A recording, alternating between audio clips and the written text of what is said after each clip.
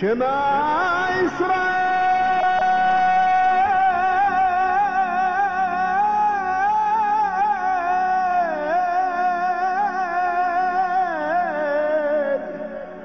Adonai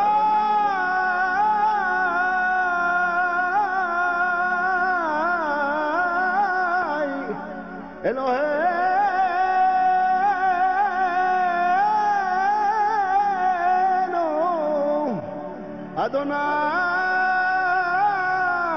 Echad Adonai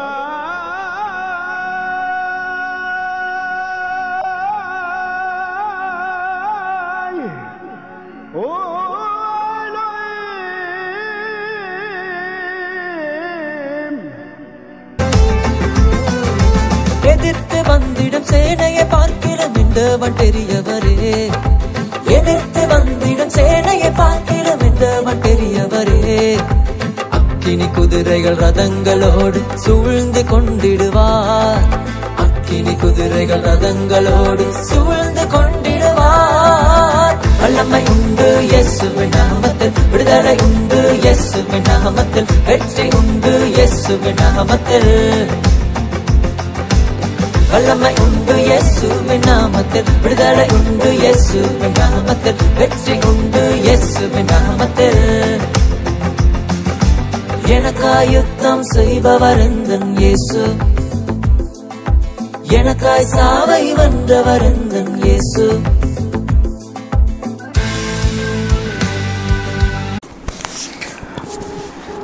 okay, shalom, praise the Lord. கர்த்தருடைய நல்ல நாமம் மகிமைப்படுவதாக. கர்த்தர் நமக்கு நல்லவராகவே இருக்கிறார். சோ நம்ம நேற்றிலிருந்து நம்முடைய ஆவிக்குரிய யுத்தம் என்கிற தலைப்புல நாம் தேவனுடைய வார்த்தைகளை தியானிக்கும்படியாக கர்த்தர் நமக்கு உதவி செய்து கொண்டிருக்கிறார்.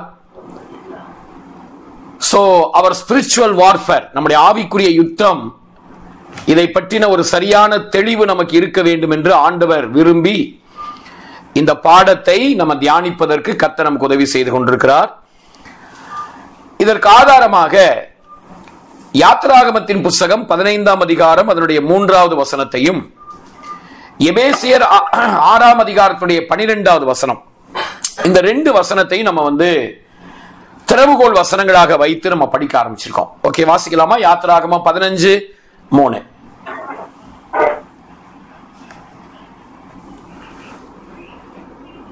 வாசிங்க. யாத்திராகமம் 15ஆம் அதிகாரம் 3வது வசனம். கர்த்தரே யுத்தத்தில் வல்லவர், கர்த்தர் என்பது அவருடைய நாமம். ஓகே, கர்த்தரே யுத்தத்தில் வல்லவர், கர்த்தர் என்பது அவருடைய நாமம் என்று வாசிக்கிறோம். ஹீப்ரு பைபிள்ல ரொம்ப அழகா இருக்கு. யகவா ஈஷ் மில்காமா யகவா ஷெமு அப்படின்னு ரொம்ப அழகா சொல்லப்பட்டிருக்கு. கர்த்தரே யுத்தத்தில் வல்லவர், கர்த்தர் என்பது அவருடைய நாமம். நம்முடைய ஆண்டவர், நேற்றுக்கு நம்ம கவனிச்சோம், உங்களுக்கும் எனக்கும் நம்மோடு அவர் இடைப்படும் போது அவர் நல்லவராகவே இருக்கிறார். நல்லவர் தாங்க, கொஞ்சம் கடினமா இருப்பாருங்க, அப்படிலாம் கிடையாது. அவர் முழுக்க முழுக்க 100%, 100க்கு 100 நம்முடைய ஆண்டவர் நமக்கு நல்லவராகவே இருக்கிறார். நல்லவராகவே இருக்கிறார். அதே நேரத்தில் நம்முடைய எதிராளியாகிய சாத்தான் இருக்கான் பாருங்க, அவன் அவர் சந்திக்கும் போது அவர் எப்படி இருக்கிறார்னா வல்லவராக, ஓகே, மைட்டி, வல்லவராக, ஒரு சாம்பியனாக அவர் செயல்படுகிறார் என்பதை நம்ம இங்க படிக்கிறோம். அப்போ அவர் யுத்தத்தில் வல்லவர். சரி, அப்ப ஆண்டவர் யுத்தம் பண்றது மட்டும் இல்ல, அந்த யுத்தத்துல அவருடைய சாயலாக இருக்கிற நம்மையும் அந்த யுத்தத்துல இணைக்கிறார். ஓகே, யுத்தத்துல மட்டும் இல்லங்க, வெற்றியிலையும் நம்மளை இணைச்சிருக்கிறார். எபேசியர் 6ஆம் அதிகாரம் அதனுடைய 12வது வசனத்தை வாசிக்கும் போது, எபேசியர் 6:12 வாசிக்கும். மாம்சத்தோடும் ரத்தத்தோடும் அல்ல, ஏனெனில் மாம்சத்தோடும் ரத்தத்தோடும் அல்ல, துரைத்தனங்களோடும் அதிகாரங்களோடும் இப்பிரபஞ்சத்தின் அந்தகார லோகாதிபதிகளோடும் வான மண்டலங்களில் உள்ள பொல்லாத ஆவியின் சேனைகளோடும் நமக்கு போராட்டம் உண்டு. ஓகே, நமக்கு போராட்டம் உண்டு. மாம்சத்தோடும் ரத்தத்தோடும் அல்ல, துரைத்தனங்களோடும் அதிகாரங்களோடும் வான மண்டலத்தின் பொல்லாத ஆவிகளின் சேனைகளோடும் நமக்கு போராட்டம் உண்டு. சோ கர்த்தர் எப்படி யுத்தத்துல வல்லவரோ அதே மாதிரி ஆண்டவர் உங்களை என்னையும் யுத்தத்துல வல்லவர்களாக நிற்க வைக்கிறதுக்கு நமக்கு ஒரு அழைப்பை கொடுத்திருக்கிறாரு. அழைப்ப மாத்திரமல்ல, நமக்கு அதுக்கேற்ற அபிஷேகம், அதுக்கேற்ற திறன் எல்லாத்தையுமே நமக்கு ஆண்டவர் தந்திருக்கிறார். சோ இந்த யுத்தம் இப்ப நமக்கு யுத்தம் இருக்கு, சாத்தானோடு, நம்முடைய எதிராளியாகிய சாத்தானோடு நமக்கு போராட்டம் இருக்கு அப்படிங்கறத கேட்ட உடனே நீங்க பயந்து போறதுக்கு இந்த பாடங்களை நாம் நடத்தல. ஓகே, இந்த யுத்தம் நமக்கு ஒரு பொருட்டே கிடையாது. இத ரொம்ப சந்தோஷமா, ஜாய்ஃபுல்லா, ரொம்ப மகிழ்ச்சிகரமாக, ரொம்ப கம்பீரமா நம்ம இந்த யுத்தத்தை சந்திக்க போறோம். ஏன்னா கவனிங்க, இந்த யுத்தத்துல நம்ம ஜெயிச்சதுக்கு அப்புறம் நம்ம வெற்றி வீரர்கள் அப்படிங்கிற பேரை வாங்குறது கிடையாது. ஏற்கனவே ஆண்டவர் உங்க மேல, என் மேல வெற்றி பத்திரத்தை, the document of victory, okay, ஜெயத்தின் பத்திரத்தை, அந்த உரிமை பத்திரத்தை உங்க மேல, என் மேல புது உடன்படிக்கையில ஆண்டவர் எழுதி தந்துட்டார். என்றைக்கு கல்வாரி சிலுவையில ஆண்டவர் ஜீவனை கொடுத்தாரோ, என்றைக்கு அவருடைய கடைசி சொட்டு ரத்தத்தையும் தனக்கென்று வைத்துக் கொள்ளாமல் நமக்காக சிந்தினாரோ, அந்த நாளிலேயே உங்களுக்கும் எனக்கும் ஆண்டவர் வெற்றி பத்திரத்தை எழுதி கொடுத்துட்டாரு. அதனால இந்த யுத்தத்துல ஒரு நாள் தோல்வி, ஒரு நாள் வெற்றி அப்படி கிடையாது. இந்த யுத்தத்துல கண்டிப்பா நம்ம தோற்று போறவங்க கிடையாது. நீங்களும் நானும் வெற்றி பெறுகிறவர்கள். ஏன்னா ஆல்ரெடி வெற்றியா ஆண்டவர் நமக்கு உரிமை பத்திரமாக தந்துட்டார். ஆகவேதான் புதிய ஏற்பாட்டில் இந்த ஜெயத்தை பற்றி சொல்லுகிற வசனங்கள்லாம் நீங்க பாருங்க, கடந்த காலத்தில் இருக்கும். இனிமேல் வெற்றி பெற போறோம் அப்படின்னு இல்லாம ஏற்கனவே நாம் வெற்றி பெற்றுட்டோம் அப்படிதான் இருக்கும். ஓகே, அந்த மாதிரி தான் இருக்கும். ஒரு 2 வசனத்தை நேற்றுக்கு நம்ம படிச்ச 2 வசனங்களை நம்ம படிச்சுட்டு இன்னைக்கு நம்ம முதல் பாடத்துக்குள்ள போகலாம். சோ நேற்றுக்கு என்னுடைய முன்னுரையான காரியங்களை நம்ம படிச்சோம். 1 யோவான் 4ஆம் அதிகாரம் 4வது வசனம். 1 யோவான் 4:4 வாசிங்க. 1 John chapter 4 verse 4. பிள்ளைகளே, நீங்கள் தேவனால் உண்டாயிருந்து வாசிங்க.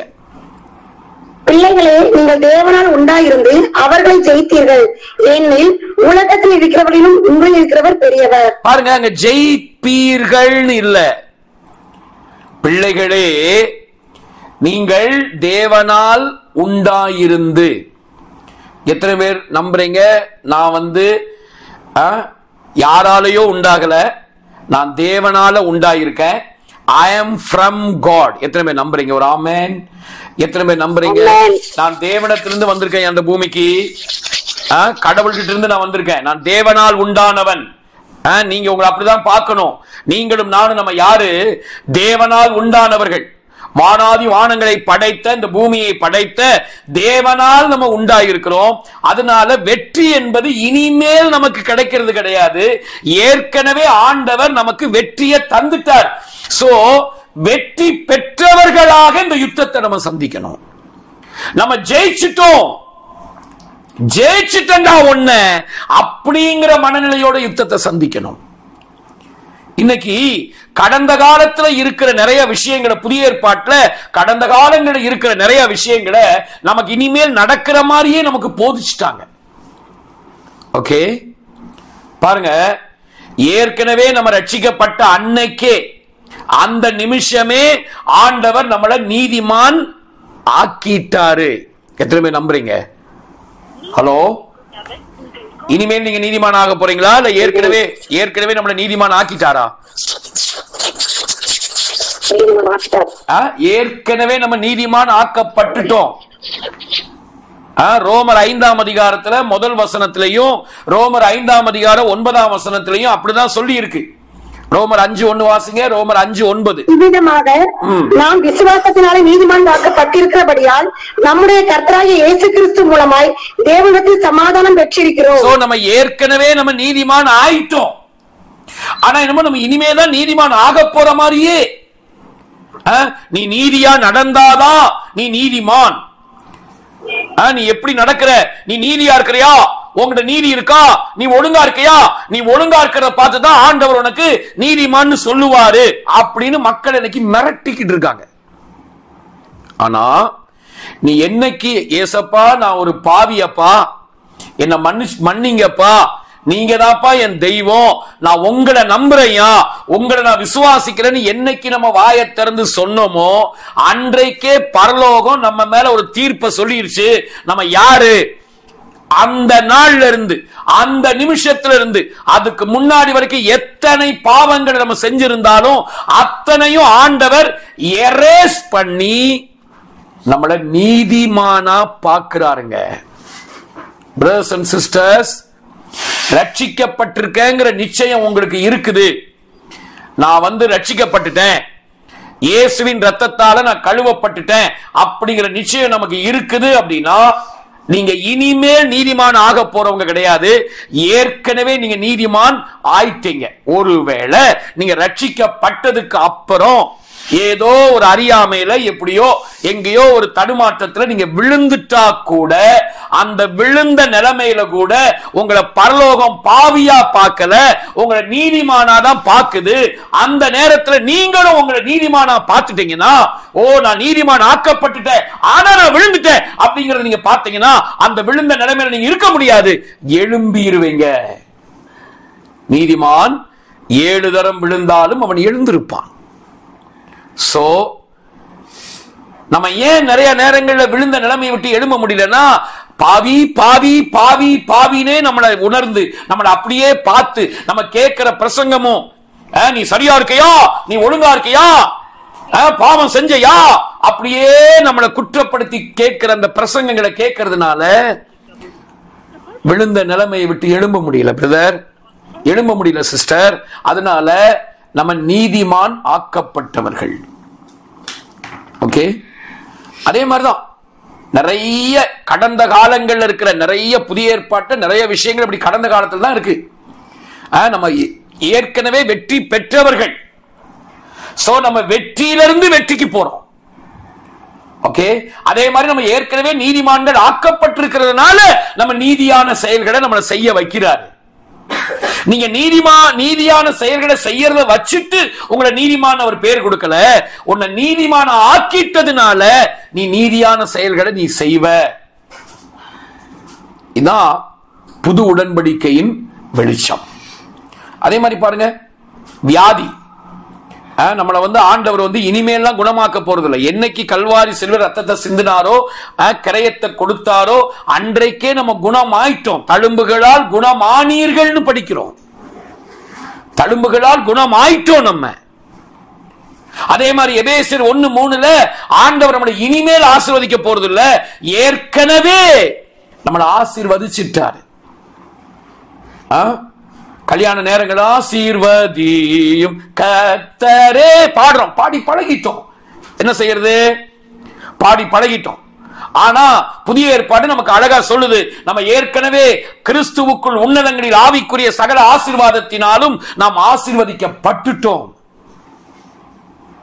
இப்படி நிறைய கடந்த காலங்களில் இருக்கிறதெல்லாம் இனிமேதான் நமக்கு நடக்க போற மாதிரியும், என்னமோ ஆண்டவர் நம்ம ஒழுங்கா இருக்கிறத நம்ம அப்படியே பரிசுத்தமா இருக்கிறத பார்த்த உடனே நம்மள அப்படியே ஆசீர்வதிக்க போற மாதிரி, அதை பார்த்துதான் உனக்கு நீதிமான்னு பேர் கொடுக்கிற மாதிரி இப்படி ஒரு தப்பான ஒரு இதை சொல்லி காலமெல்லாம் அந்த நீதிமான் ஆகிறதுக்கு போராடி போராடி பிரஷர் சுகர் போராடி விழுந்து எழுந்து திரும்ப விழுந்து.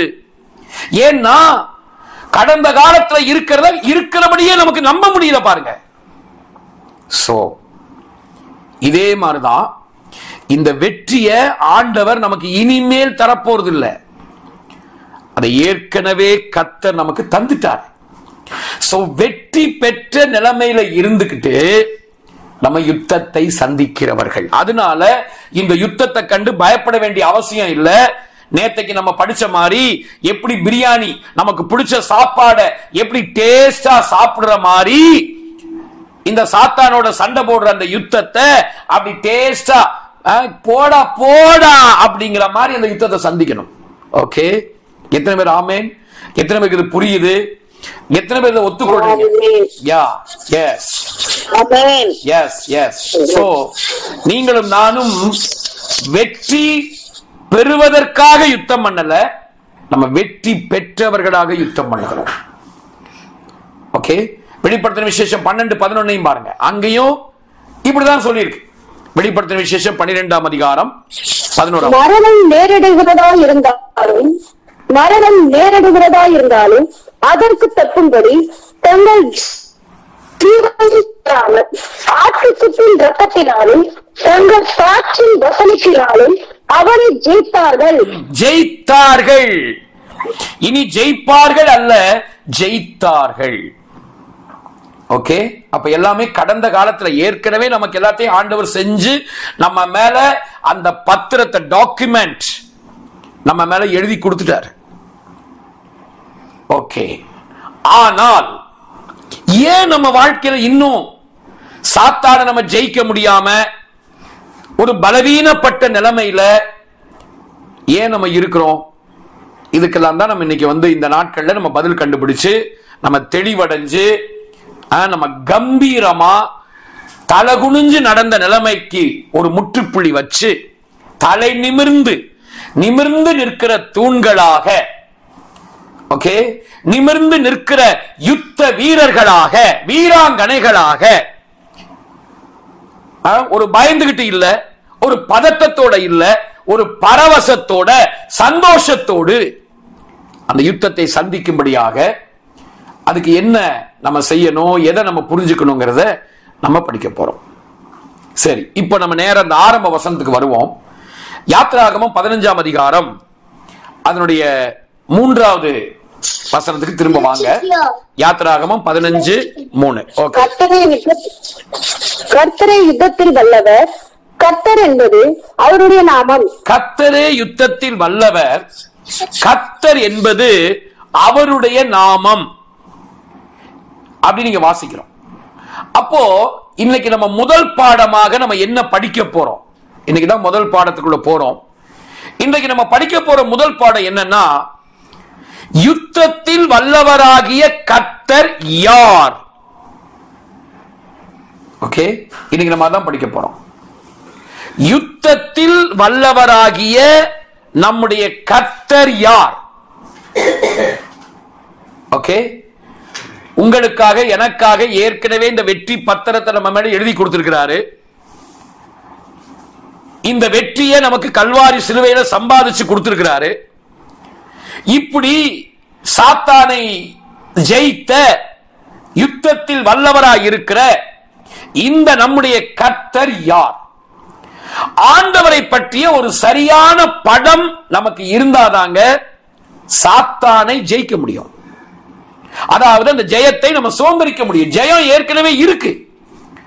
ஆனா இன்னைக்கு ஏன் நிறைய பேர் சாத்தானை ஜெயிப்பதற்கு பதிலாக அவங்க சாத்தானால ஜெயிக்கப்பட்டது போல உணர்ந்து எப்ப பார்த்தாலும் பிசாசு பிசாசு பிசாசுனே சொல்லிட்டு இருக்காங்க.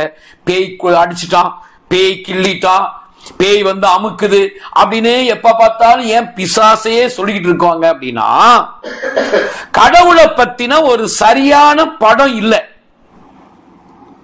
ஓகே, ரொம்ப முக்கியமான விஷயத்தை நான் இப்ப சொல்ல போறேன். கடவுளை பற்றிய ஒரு தவறான படம் உங்களுக்கு இருந்துச்சுன்னா, அந்த தவறான படம் நம்ம மனசுல இருக்கு பாத்தீங்களா, அந்த தவறான படத்தை வைத்துக் கொண்டு சாத்தான் நம்முடைய வாழ்க்கையில விளையாடுவான். நீங்க நினைப்பீங்க அவன் விளையாடுறத வந்து நீங்க நினைப்பீங்க, ஓ கர்த்தர் தான் என் வாழ்க்கையில் இப்படி விளையாடுறாரு, ஆண்டவர் தான் இப்படி என்ன உபத்திரவத்தை படுத்துறாரு, ஆண்டவர் தான் என்ன வந்து இப்படி ஒடுக்குறாரு, ஆண்டவர் தான் இப்படி வியாதியில என்ன படுக்க வச்சிருக்கிறாரு நீங்க நினைப்பீங்க. ஆனால் நம்முடைய தேவன் ஒருபோதும் நம்மளை வியாதியில படுக்க வச்சு அழகு பார்க்கிறவர் கிடையாது. நம்முடைய தேவன் நம்மளை தரித்திரத்துல உட்கார வச்சு, தரித்திரத்துல இரு, பணத்துக்காக நீ பல மணி நேரம் முழங்கால் போடு, அப்பதான் நான் வந்து நீ கேட்கிற அந்த பணத்தை கொடுப்பேன்னு சொல்லி நம்மளை அப்படி தவிக்க விடுகிற தேவன் கிடையாது.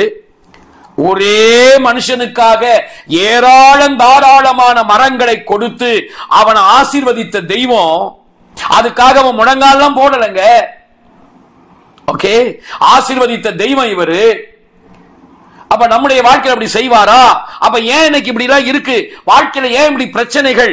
வாழ்க்கையில ஏன் இப்படி தோல்விகள்? வாழ்க்கையில ஏன் இந்த போராட்டம்? இது நம்முடைய தேவன் நமக்கு தந்ததா? நோ, இல்ல. என்னன்னா, கடவுளை பற்றிய தவறான படம் நம்ம படிக்கிற வசனங்கள், நம்ம கேட்கிற செய்திகள் மூலமாக இந்த மாதிரியான தவறான படங்கள் நமக்கு நம்ம மனசுல விதைக்கப்பட்டிருக்கு. கடவுளை பற்றி கவனிங்க, ஒரு விஷயத்தை நான் சொல்றேன். அதாவது ஆண்டவரை பத்தி நமக்கு என்ன படம் இருக்கோ, ஆண்டவரை பத்தி நம்ம எப்படி கற்பனை பண்ணி வச்சிருக்கோமோ அதை பொறுத்து தான் சாத்தான நம்ம ஜெயிக்கிறோமா, அதாவது இந்த ஜெயம் ஏற்கனவே இருக்கு பாருங்க, அதை நம்ம சுதந்திரிச்சு அவனை நம்ம ஜெயிப்போமா இல்ல தோல்வி அடைவோமாங்கிறத அதை பொறுத்து தான் இருக்கு. கடவுளை பற்றி நம்ம படம், நம்முடைய கற்பனை எப்படி இருக்கு, நம்முடைய இமேஜினேஷன் எப்படி இருக்கு, ரொம்ப முக்கியம். இன்னைக்கு நம்ம அதான் பார்க்க போறோம். நம்முடைய தேவன் யார் சொன்னா உங்களுக்கு ரொம்ப வேகமாலாம் ஓடாம ரொம்ப நிறுத்தி நிதானமா ஆவியானவர் நடத்துகிறபடி நான் சொல்லும்படியாக விரும்புகிறேன். நம்முடைய கற்பனை ரொம்ப முக்கியம் பிரதர், சிஸ்டர். நம்முடைய கற்பனை ரொம்ப முக்கியம். அப்படியே ஒரு நிமிஷம் அப்படியே டங்ஸ்ல எல்லாம் அப்படியே அக்னி பாஷையில பேசுங்க. ஷாப்ரா காபானே பிரேகண்டா காபானா காரா பிரேகா மானா ஷெம்ரே காபானா கோ பிளேட்டா காபானா காபானா பிரேகானா ஷெப்ரா காபானா காரா பிரேகானா ஷபலன் கேபானா காரா ஷேபாகா பிளேட்டோ காபானா காபானா ஷேப்ரா கா மில்ஃப்ரே காபானா கானா சேபே மல்பிரேக் பபான்டே பதன்டோ கபன்டா மில்க்ரே பந்தே பானா ஷேபே Hobra kana sheba karabana brekana shabantaga blenta karabanan kebanante bana sebanan kurabanantura. தேவ ஜனமே, கடவுளை பற்றிய ஒரு சரியான படம் நமக்கு வரணும்.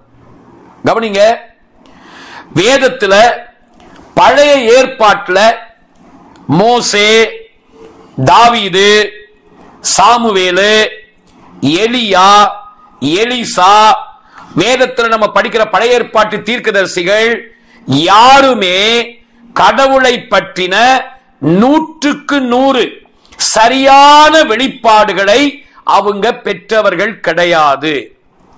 ஹலோ, இருக்கீங்களா? பழைய ஏற்பாட்டுல மோசேயானாலும் சரி, இல்ல ஆபிரகாம், ஈசாக்கு, யாக்கோபு இவங்களானாலும் சரி, ஓகே, அடுத்து சாமுவேல், தாவீது, நம்ம வேதத்துல சாலமோனை பார்க்கிறோம். இந்த வேதத்தை பழைய ஏற்பாட்டில் வேதத்தை எழுதினவங்க, வேதத்தில் நம்ம பார்க்கிற அந்த பாத்திரங்கள் ஏசாயா, எரேமியா, எசேக்கியேல், தானியேல், மல்கியா வரைக்கும் நம்ம பார்க்கிறோம். இந்த தீர்க்கதரிசிகள் யாருமே ஆண்டவரை பற்றிய அவங்க சொன்னது எல்லாமே 100க்கு 100 சரி அப்படின்னு சொல்ல முடியாது. அதே நேரத்தில் அவங்க சொன்ன எல்லாமே தப்பும் கிடையாது. ஓகே, அவங்க அவர்களுக்கு வெளிப்பட்ட காரியங்களை அவங்க எழுதி வச்சிருக்காங்க. அதுல சரியானவைகளும் இருக்கிறது.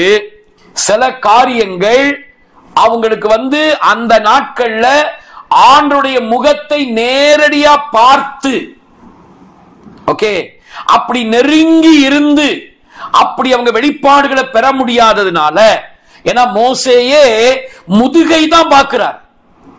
ஆண்டவர் சொல்றார், மகனே, நான் என்னுடைய முகத்தை பார்த்து யாரும் உயிரோடு இருக்க முடியாதுப்பா, நீ என்னுடைய பின்பகுதியை நீ பார்ப்ப. ஓகே, பின்பகுதி தான் நீ பார்க்க முடியும். சோ நீ வந்து என்னுடைய முகத்தெல்லாம் நீ பார்க்க முடியாதுப்பா. சோ அவங்களுக்கு எல்லாமே இந்த முதுகை பார்த்து கிடைத்த வெளிப்பாடுகள். அதுல எல்லாமே சரியாதான் இருக்குன்னு சொல்ல முடியாது. அப்போ நம்ம கடவுளை எப்படிங்க கற்பனை பண்றது? வெறும் நீங்க பழைய ஏற்பாடு வசனத்தை படிச்சு அங்க இருக்கிறதெல்லாம் இருக்கிற மாதிரியே நீங்க கடவுளை பத்தி நீங்க கற்பனை பண்ண கூடாது. கடவுளை நாம் சரியான விதத்தில் கற்பனை செய்ய வேண்டும். அது ரொம்ப முக்கியம். ஆண்டவரை பற்றிய இமேஜினேஷன் நமக்கு சரியா இருக்கணும். ஓகே, ஏசாயா 26:3 படிங்க. 2 கொரிந்தியர் 10ஆம் அதிகாரத்துல 4, 5, 6 இந்த வசனங்களை வாசிங்க. சோ யாரும் அவசரப்பட்டு இவங்க என்ன சொல்றாங்க அப்படிலாம் முடிவுக்கு வர வேண்டாம். கொஞ்சம் பொறுமையா நிதானமா கேளுங்க. நான் பைபிளுக்கு வெளியெல்லாம் எதையுமே சொல்லல. ஓகே, ஏசாயா 26:3 வாசிங்க. உறுதியாய் பற்றி கொண்ட மனதை உடையவர்கள் உண்மையே நம்பியிருக்கிறபடியால் நீர் அவனை பூரண சமாதானத்துடன் காத்துக்கொள்வீர். உண்மை உறுதியாய் பற்றி கொண்ட மனதை உடையவன் இருக்கு பாத்தீங்களா? அந்த மனது என்பதற்குரிய அந்த ஹீப்ரு வேர்டுடைய எபிரேய வார்த்தையுடைய மீனிங்கை போய் பார்த்தீங்கன்னா, உம்மை உறுதியாய் பற்றி கொண்ட கற்பனையை உடையவன். அப்போ நம்முடைய இமேஜினேஷன், கடவுளை பற்றி நம்ம எப்படி எல்லாம் நம்ம கற்பனை பண்ணி வச்சிருக்கிறோம், அது ரொம்ப முக்கியம். அதை பொறுத்து தான் நமக்கு பூர்ண சமாதானமா இல்ல எப்ப பார்த்தாலும் பூர்ணமான குழப்பம், பூர்ணமான பிரஷர், அழுத்தம், பூர்ணமான பதட்டம், ஐயோ ஐயோ ஐயோ அப்படின்னு இந்த பதட்டமா அப்படிங்கிறது நம்ம கடவுளை பத்தி என்ன கற்பனை செய்து வைத்திருக்கிறோம் என்பதை பொறுத்து தான். உம்மை உறுதியாய் பற்றி கொண்ட மனதை அப்படிங்கிற இடத்துல ஹீப்ரு வேர்டு நீங்க போய் பார்த்தீங்கன்னா, அதனுடைய டிக்ஷனரியில போய் மீனிங் பார்த்தீங்கன்னா, உம்மை உறுதியாய் பற்றி கொண்ட கற்பனையை உடையவன். நம்ம வாழ்க்கையில நம்ம என்ன கற்பனை பண்றோமோ, நம்ம என்ன இமேஜின் பண்றோமோ, அதுதான் நம்முடைய வாழ்க்கை. ஓகே, இப்ப 2 கொரிந்தியர் 10ஆம் அதிகாரத்துல 4, 5 வசனத்துக்கு வரும். எங்களுடைய பேராயுதங்கள் மாம்சத்துக்கு எதிராக அரண்களை நிர்மூலமாக்குவதற்கு தேவ பலமுள்ளவைகளாய் இருக்கிறது. அவைகளால் நாங்கள் தர்க்கங்களையும் தேவனை அறிகிற அறிவுக்கு விரோதமாய் எழும்புகிற எல்லா மேட்டிமையும் நிர்மூலமாக்கி எந்த எண்ணத்தையும் கிறிஸ்துவுக்கு கீழ்ப்படிய சிறைப்படுத்துகிறவர்களாய் இருக்கிறோம். ஆரம்பத்தை படிங்க. நம்முடைய 10ஆம் வசனம், அந்த 4ஆம் வசனம். எங்களுடைய போர் ஆயுதங்கள் மாம்சத்துக்கு பேராயுதங்கள் இல்ல, போராயுதங்கள். படிங்க, திரும்ப வாசிங்க. எங்களுடைய போர் ஆயுதங்கள் மாம்சத்துக்கு ஏற்றவைகளாய் இராமல் அரண்களை நிர்மூலமாக்குவதற்கு தேவ பலமுள்ளவைகளாய் இருக்கிறது. அடுத்த வசனம். அவைகளால் நாங்கள் தர்க்கங்களையும் தேவனை அறிகிற அறிவுக்கு விரோதமாய் எழும்புகிற எல்லா மேட்டிமையும் நிர்மூலமாக்கி எந்த எண்ணத்தையும் கிறிஸ்துவுக்கு கீழ்ப்படிய சிறைப்படுத்தினதா இருக்கிறோம். இந்த தர்க்கங்கள் இருக்குல்ல, எங்களுடைய போராயுதங்கள் மாம்சத்துக்கு ஏற்றவைகள் அல்ல, அவைகள் அரண்களை நிர்மூலமாக்கத்தக்கவைகளாய் ஆவிக்கேற்றவைகளாய் இருக்கிறதுன்னு சொல்லிட்டு தர்க்கங்களையும் அப்படின்னு இருக்கு பாத்தீங்களா? இந்த தர்க்கங்கள் இந்த வேர்டு ஆக்சுவலா நம்ம நினைச்சிட்டு இருக்க மாதிரி தர்க்கங்கள் கிடையாது. ஓகே, பிளஸிஸ்டர் லைன் இருக்கீங்களா சிஸ்டர்? பிளஸிஸ்டர் 10ஆம் அதிகாரம் 4, 5 வசனத்தை NKJV-ல வாசிங்க. Okay, new king James version வாசிங்க. Thank you அப்பா. ஒரே செகண்ட்ல எடுத்துறேன். ஓகே, அப்படியே எடுங்க சிஸ்டர். இனி வாழ்வது நான் அல்ல, என்னில் இயேசு வாழ்கிறார். இயேசு தேவா அர்ப்பணித்தேன், என்னையே நான் அர்ப்பணித்தேன். ஏற்றுக்கொண்டீர், ஏந்தி கொண்டீர், என் உள்ளத்தை உம்விடாக்கினீர். இனி வாழ்வது நான் அல்ல, என்னில் இயேசு வாழ்கிறார். ஆமென். ஓகே, வாசிட்டுங்களா ஐயா? வாசிங்க sister. For the weapons of our warfare are not carnal, but mighty in God for pulling down strongholds, casting down arguments and every high thing that exalts in itself against the knowledge of God, bringing every thought into captivity to the obedience of Christ, and being ready to punish all disobedience when your obedience is fulfilled. Okay, என்கேஜேவில எப்படி இருக்கு? ஆர்குமெண்ட்ஸ்னே போட்டுருக்கு. KJV இருக்கா sir? KJV கேஜேவிங்களாங்க ஐயா? அப்படியே இருங்க ஐயா, ஒரு நிமிஷம் ஐயா, கேஜேவிக்கு மாத்திக்கிறேன். ஓகேங்க ஐயா. கேஜேவில வந்து பாத்தீங்கன்னா casting down imaginations and every high thing that okay, அத அந்த வேர்ட் தான். அந்த அந்த தர்க்கங்கள்ங்கற இடத்துல கேஜேவில எப்படி போட்டுருக்கு சார்? இமேஜினேஷன்ஸ் தான இருக்கு. ஆமாங்க ஐயா, இமேஜினேஷன்ஸ். சோ அப்போ இந்த அரண்களை நிர்மூலமாக்கணும் அப்படின்னா இது எதை பொறுத்து இருக்குன்னா நம்முடைய கற்பனை. நம்ம என்ன கற்பனை செய்யறோம்? ஓகே, நம்முடைய கற்பனை எப்படி இருக்குது? இப்போ செல்போன்ல கண்டதையும் பார்க்காத அப்படின்னு நம்ம ஏன் சொல்றோம்? கண்டதையும் பார்க்காதப்பா, போனோகிராஃபி பார்க்காத, செல்போன்ல கண்டதையும் நோண்டாத, கண்டதையும் பார்த்துக்கிட்டு இருக்காத, டிவியில உட்கார்ந்து சினிமா பார்க்காத, இப்படி கண்டதையும் பார்க்காத நம்ம ஏன் நம்ம சொல்றோம்? ஏன் நம்ம வாழ்க்கையில இப்படி பார்க்காம இருக்கணும் அப்படின்னா, நம்ம பார்க்கிற காரியங்கள், நம்ம கேள்விப்படுகிற விஷயங்கள் நம்முடைய கற்பனையை போய் பாதிக்கும். சோ கவனிங்க, வெறும் இந்த ஆபாச படங்களை பார்க்கிறது, அருவருப்பான சினிமாவை பார்க்கிறது, வெறும் அருவருப்பான பாட்டுகளை கேட்கிறது, அல்லது தேவையில்லாத காரியங்களை கேட்கிறது, பார்க்கிறது, இதனால மட்டும் நம்முடைய கற்பனை பாதிக்கப்படுவதில்லை, அதனாலையும் பாதிக்கப்படுது, கண்டிப்பா பாதிக்கப்படும். அது மட்டும் இல்ல, கடவுளை பற்றி நம்ம எந்த மாதிரியான விஷயங்களை கேட்டு, நம்ம எந்த மாதிரி நம்ம கடவுளை பார்த்து அவரை நம்ம கற்பனை பண்ணி வச்சிருக்கோம். சோ கடவுளை பற்றி நம்ம கேள்விப்படுகிற காரியங்களும் நம்முடைய கற்பனையை பாதிக்கும். அப்ப நம்ம கடவுளை பற்றி நம்ம வச்சிருக்கிற அந்த கற்பனைகள்,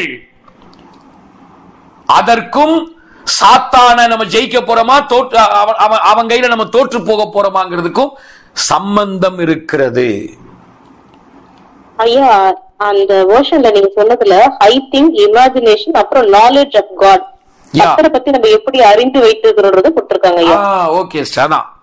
சோ நம்முடைய இமேஜினேஷன்ஸ், அப்புறம் அந்த இமேஜினேஷனோட தான் ஆண்டவரை அறிகிற அறிவு, ரெண்டு கனெக்டா இருக்கு. அப்ப நம்ம ஆண்டவரை எப்படி நம்ம அறிகிறோம், அதுதான் நம்முடைய கற்பனை வளத்துல இருக்கும் பாருங்க. அப்ப ஆண்டவரை பத்தி நம்ம வச்சிருக்கிற கற்பனை தான் நம்ம சாத்தானை ஜெயிக்க போறோமா இல்ல அவன் நம்மளை ஜெயிக்க போறானாங்கிறது இருக்கு. சோ அதனாலதான் இன்னைக்கு நம்ம முதல் பாடமா என்ன படிக்கிறோம்? இந்த யுத்தத்தில் வல்லவராய் இருக்கிற கர்த்தர் யார், அவரை பற்றிய ஒரு தெளிவான படம் நம்ம மனசுக்குள்ள வரணும். ஆண்டவர்னு சொல்லும் போதே அவரை பற்றி உங்களுக்கு எனக்கும் ஒரு தெளிவான படம் வரணும். அவரை நினைக்கும் போதே நமக்குள்ள ஒரு பேரன்பு பொங்கி வழியத்தக்கதா ஒரு பெரிய சந்தோஷம், ஒரு பெரிய ஹாப்பினஸ் வரக்கூடிய அளவுக்கு அவரை பத்தி நம்ம வச்சிருக்கிற அந்த கற்பனை நமக்கு இருக்கணும். கவனிங்க, இன்னைக்கு நம்ம கேட்கிற அநேக பிரசங்கங்கள் கடவுளை வைத்து பயமுறுத்துகிற, அதாவது இந்த வசனத்துக்கு நடுங்குகிறவனையே நான் நோக்கி பார்ப்பேன்னு சொல்லப்பட்டிருக்கிற அந்த கான்டெக்ஸ்ட் வந்து ஆக்சுவலா அந்த வசனத்துக்கு நம்ம அப்படியே தாழ்மையா ஒப்பு கொடுக்கிற அந்த கான்டெக்ஸ்ட்ல சொல்லப்பட்டிருக்கு. நம்ம வசனத்தை கேட்டு ஐயோ ஐயோ நான் என்ன ஆயிருவனோ, நான் எப்படி ஆயிருவனோ அப்படின்னு பயந்துகிட்டு நடுங்குற அந்த இதுல அங்க சொல்லப்படல. ஓகே, நீங்க ஏசாயா 66ஆம் அதிகாரம் முழுவதும் நீங்க பாத்தீங்கன்னா ஆண்டவர் வந்து நம்ம நினைச்சிட்டு இருக்கிற மாதிரி கடவுள்னு சொன்னாலே அப்படியே நடுங்கணும் அப்படின்னு அந்த நடுக்கத்தை அவர் சொல்லல. ஓகே, அப்படி அவர் சொல்லல. அங்க சொல்லப்பட்டிருக்க அந்த நடுக்கத்துடைய ஹீப்ரு வேர்டை போய் பாத்தீங்கன்னா அந்த தேவனுடைய வார்த்தையை கேட்டு அப்படியே நம்மளை சரண்டர் பண்ணி அப்படியே அந்த வசனத்தை ஒரு குழந்தையை போல ஏத்துக்கிட்டு அப்படி சரண்டர் பண்ற அந்த அனுபவத்தை தான் சொல்லியிருக்கே ஒழிய வசனத்துக்கு நடுங்கிறது அப்படி பிரசங்கத்தை கேட்டோன்னு அப்படி நடுங்கணும் அது கிடையாது. அப்படி நடுங்க வைக்குதுன்னா அந்த பிரசங்கம் சாத்தான ஜெயிக்க வைக்கிற பிரசங்கம் கிடையாது. சாத்தான் கையில உங்களை விழ வைக்கிற பிரசங்கம் அது. ஓகே, சோ இவ்வளவு ஓப்பனா சில விஷயங்களை சொல்லி கொடுக்கறதுனால தான் இந்த இந்த வகுப்புக்கு ரொம்ப லிமிட்டட் பர்சன்ஸ் மட்டுமே நம்ம வந்து ஓகே பண்ணியிருக்கோம். சோ அதை நீங்க விளங்கிக்கணும். அப்ப ஆண்டவரை பத்தின ஒரு சரியான கற்பனை வரணும். அப்ப நான் சொன்னேன் உங்களுக்கு, மோசே, தாவீது, சாமுவேல் இவங்க யாருமே பழைய ஏற்பாட்டுல இருந்த யாருமே கடவுளை பற்றி அவங்க சொன்னது எல்லாமே தப்பு கிடையாது. அதே நேரத்தில் அவங்க சொன்ன எல்லாமே சரிதான் அப்படின்னு கிடையாது. அவர்கள் சொன்ன காரியங்கள்ல சரியானதையும் சொல்லியிருக்காங்க. பட் அவங்க முதுகை பார்த்தவர்கள். அதனால அவங்க வந்து எல்லாத்தையுமே கரெக்டா தான் சொன்னாங்கன்னு சொல்ல முடியாது. அவங்களுக்கு என்ன புரிஞ்சதோ என்ன விளங்குச்சோ அதை சொல்லியிருக்காங்க. அப்படியானால் நம்ம கடவுளை பத்தி சரியான கற்பனை செய்யணும்னா நம்ம யாருகிட்டங்க வரணும்? எடுத்த உடனே நீங்க மோசேட்ட போக கூடாது, எடுத்த உடனே நீங்க சாமுவேல்ட்ட போக கூடாது, எடுத்த உடனே நீங்க தாவீதுட்ட போக கூடாது, எடுத்த உடனே நீங்க வந்து எலியா எலிசாட்ட போக கூடாது. ஓகே, அங்க நீங்க போக கூடாதுங்க. நேரா எங்க வரணும்? ஆண்டவர் அழகா சொல்லி கொடுக்கிறார் நமக்கு எங்க வரணும். ஆண்டவராகிய நம்முடைய இயேசு கிறிஸ்துவிடத்துல தான் வரணும். அவர்கிட்ட வந்தாதான், அவர் நமக்கு கற்றுக் கொடுத்தாதான், அவர் சொல்லி கொடுத்து வச்சிருக்கிற காரியங்கள் தான் கடவுளை பற்றிய சரியான படம். ஆண்டவர்னா எப்படி இருப்பாரு, அவர் இப்படிதான் இருப்பாரு அப்படிங்கறத தத்ரூபமா நமக்கு வெளிப்படுத்தி காண்பித்தவர் நம்முடைய ஆண்டவராகிய இயேசு, யெஷுவா. சோ இயேசுவை வச்சுதான் நம்ம கடவுளை நம்ம பார்க்கணுமே ஒழிய மோசேயை வைத்து, தாவீதை வைத்து, இல்ல சாமுவேலை வைத்து நம்ம கடவுளை பார்த்தோம்னா நம்ம காலமெல்லாம் பயந்துகிட்டு நடுங்கிக்கிட்டு, அந்த பயத்தை கடவுளுக்கு நீங்க நடுங்குற அந்த பயம் இருக்கு பாருங்க, அதாவது ஐயோ அவர் அடிச்சிருவாரு, அவர் குத்திடுவாரு, வெட்டிடுவாரு, என்னத்தையாவது பண்ணிடுவாரு, என்ன நரகத்துல தள்ளிடுவாரு, இந்த பயத்தை வச்சே சாத்தான் உங்க வாழ்க்கையில கேம் விளையாடுவான் பிரதர், கேம் விளையாடுவான் சிஸ்டர். அப்படி நம்ம போக கூடாது. நம்ம அப்பா, நம்ம தெய்வம் எவ்வளவு நல்லவருங்கிறத நம்ம மனசுல பதிக்கணும். இதுக்கெல்லாம் எங்க பைபிள்ல வசனம் இருக்கு வாசிங்க. எபிரேயர், அதுக்கு முன்னாடி யோவான் 1:17-18 வசனத்தை வாசிங்க. யோவான் 1ஆம் அதிகாரம் 17-18 வசனம். எப்படியெனில் நியாயப்பிரமாணம் மோசையின் மூலமாய் கொடுக்கப்பட்டது, கிருபையும் சத்தியமும் இயேசு கிறிஸ்துவின் மூலமாய் உண்டாயின. தேவனை ஒருவனும் ஒரு காலம் கண்டதில்லை, பிதாவின் மடியில் இருக்கிற ஒரே பேரான குமாரனை அவரை வெளிப்படுத்தினார். இந்த வார்த்தையை நான் ரொம்ப நம்ம முக்கியப்படுத்தி படிக்கணும். தேவனை அப்படி நிறுத்தி நிதானமா படிங்க சிஸ்டர். தேவனை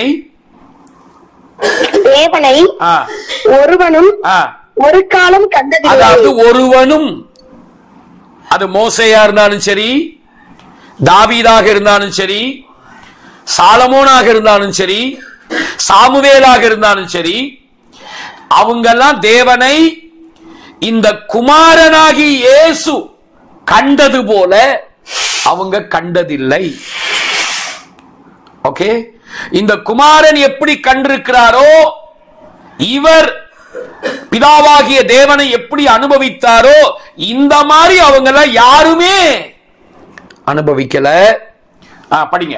தேவனை ஒருவரும் ஒரு காலம் கண்டதில்லை, பிதாவின் மடியில் இருக்கிற ஒரே பேரான குமாரனே அவரை வெளிப்படுத்தினார். தமிழ் ரொம்ப அழகா இருக்கு. பிதாவின் மடியில் இருந்த ஒரே பேரான குமாரன் இல்லாம குமாரனே.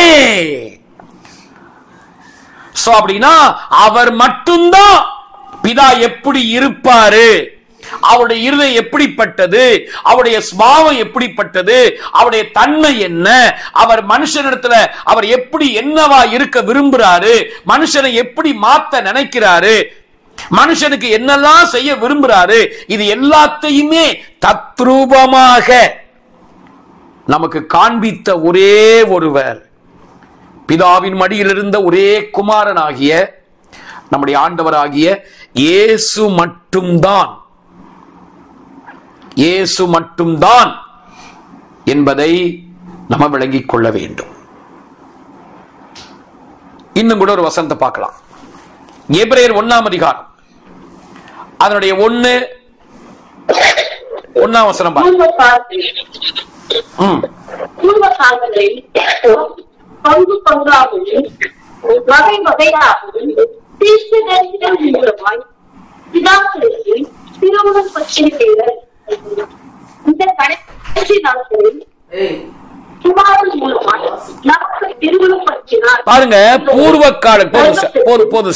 பூர்வ காலங்களில், அதாவது பழைய ஏற்பாட்டு காலத்துல, பூர்வ காலங்கள்ல ஆண்டவர் எப்படி தன்னை வெளிப்படுத்தினாரு?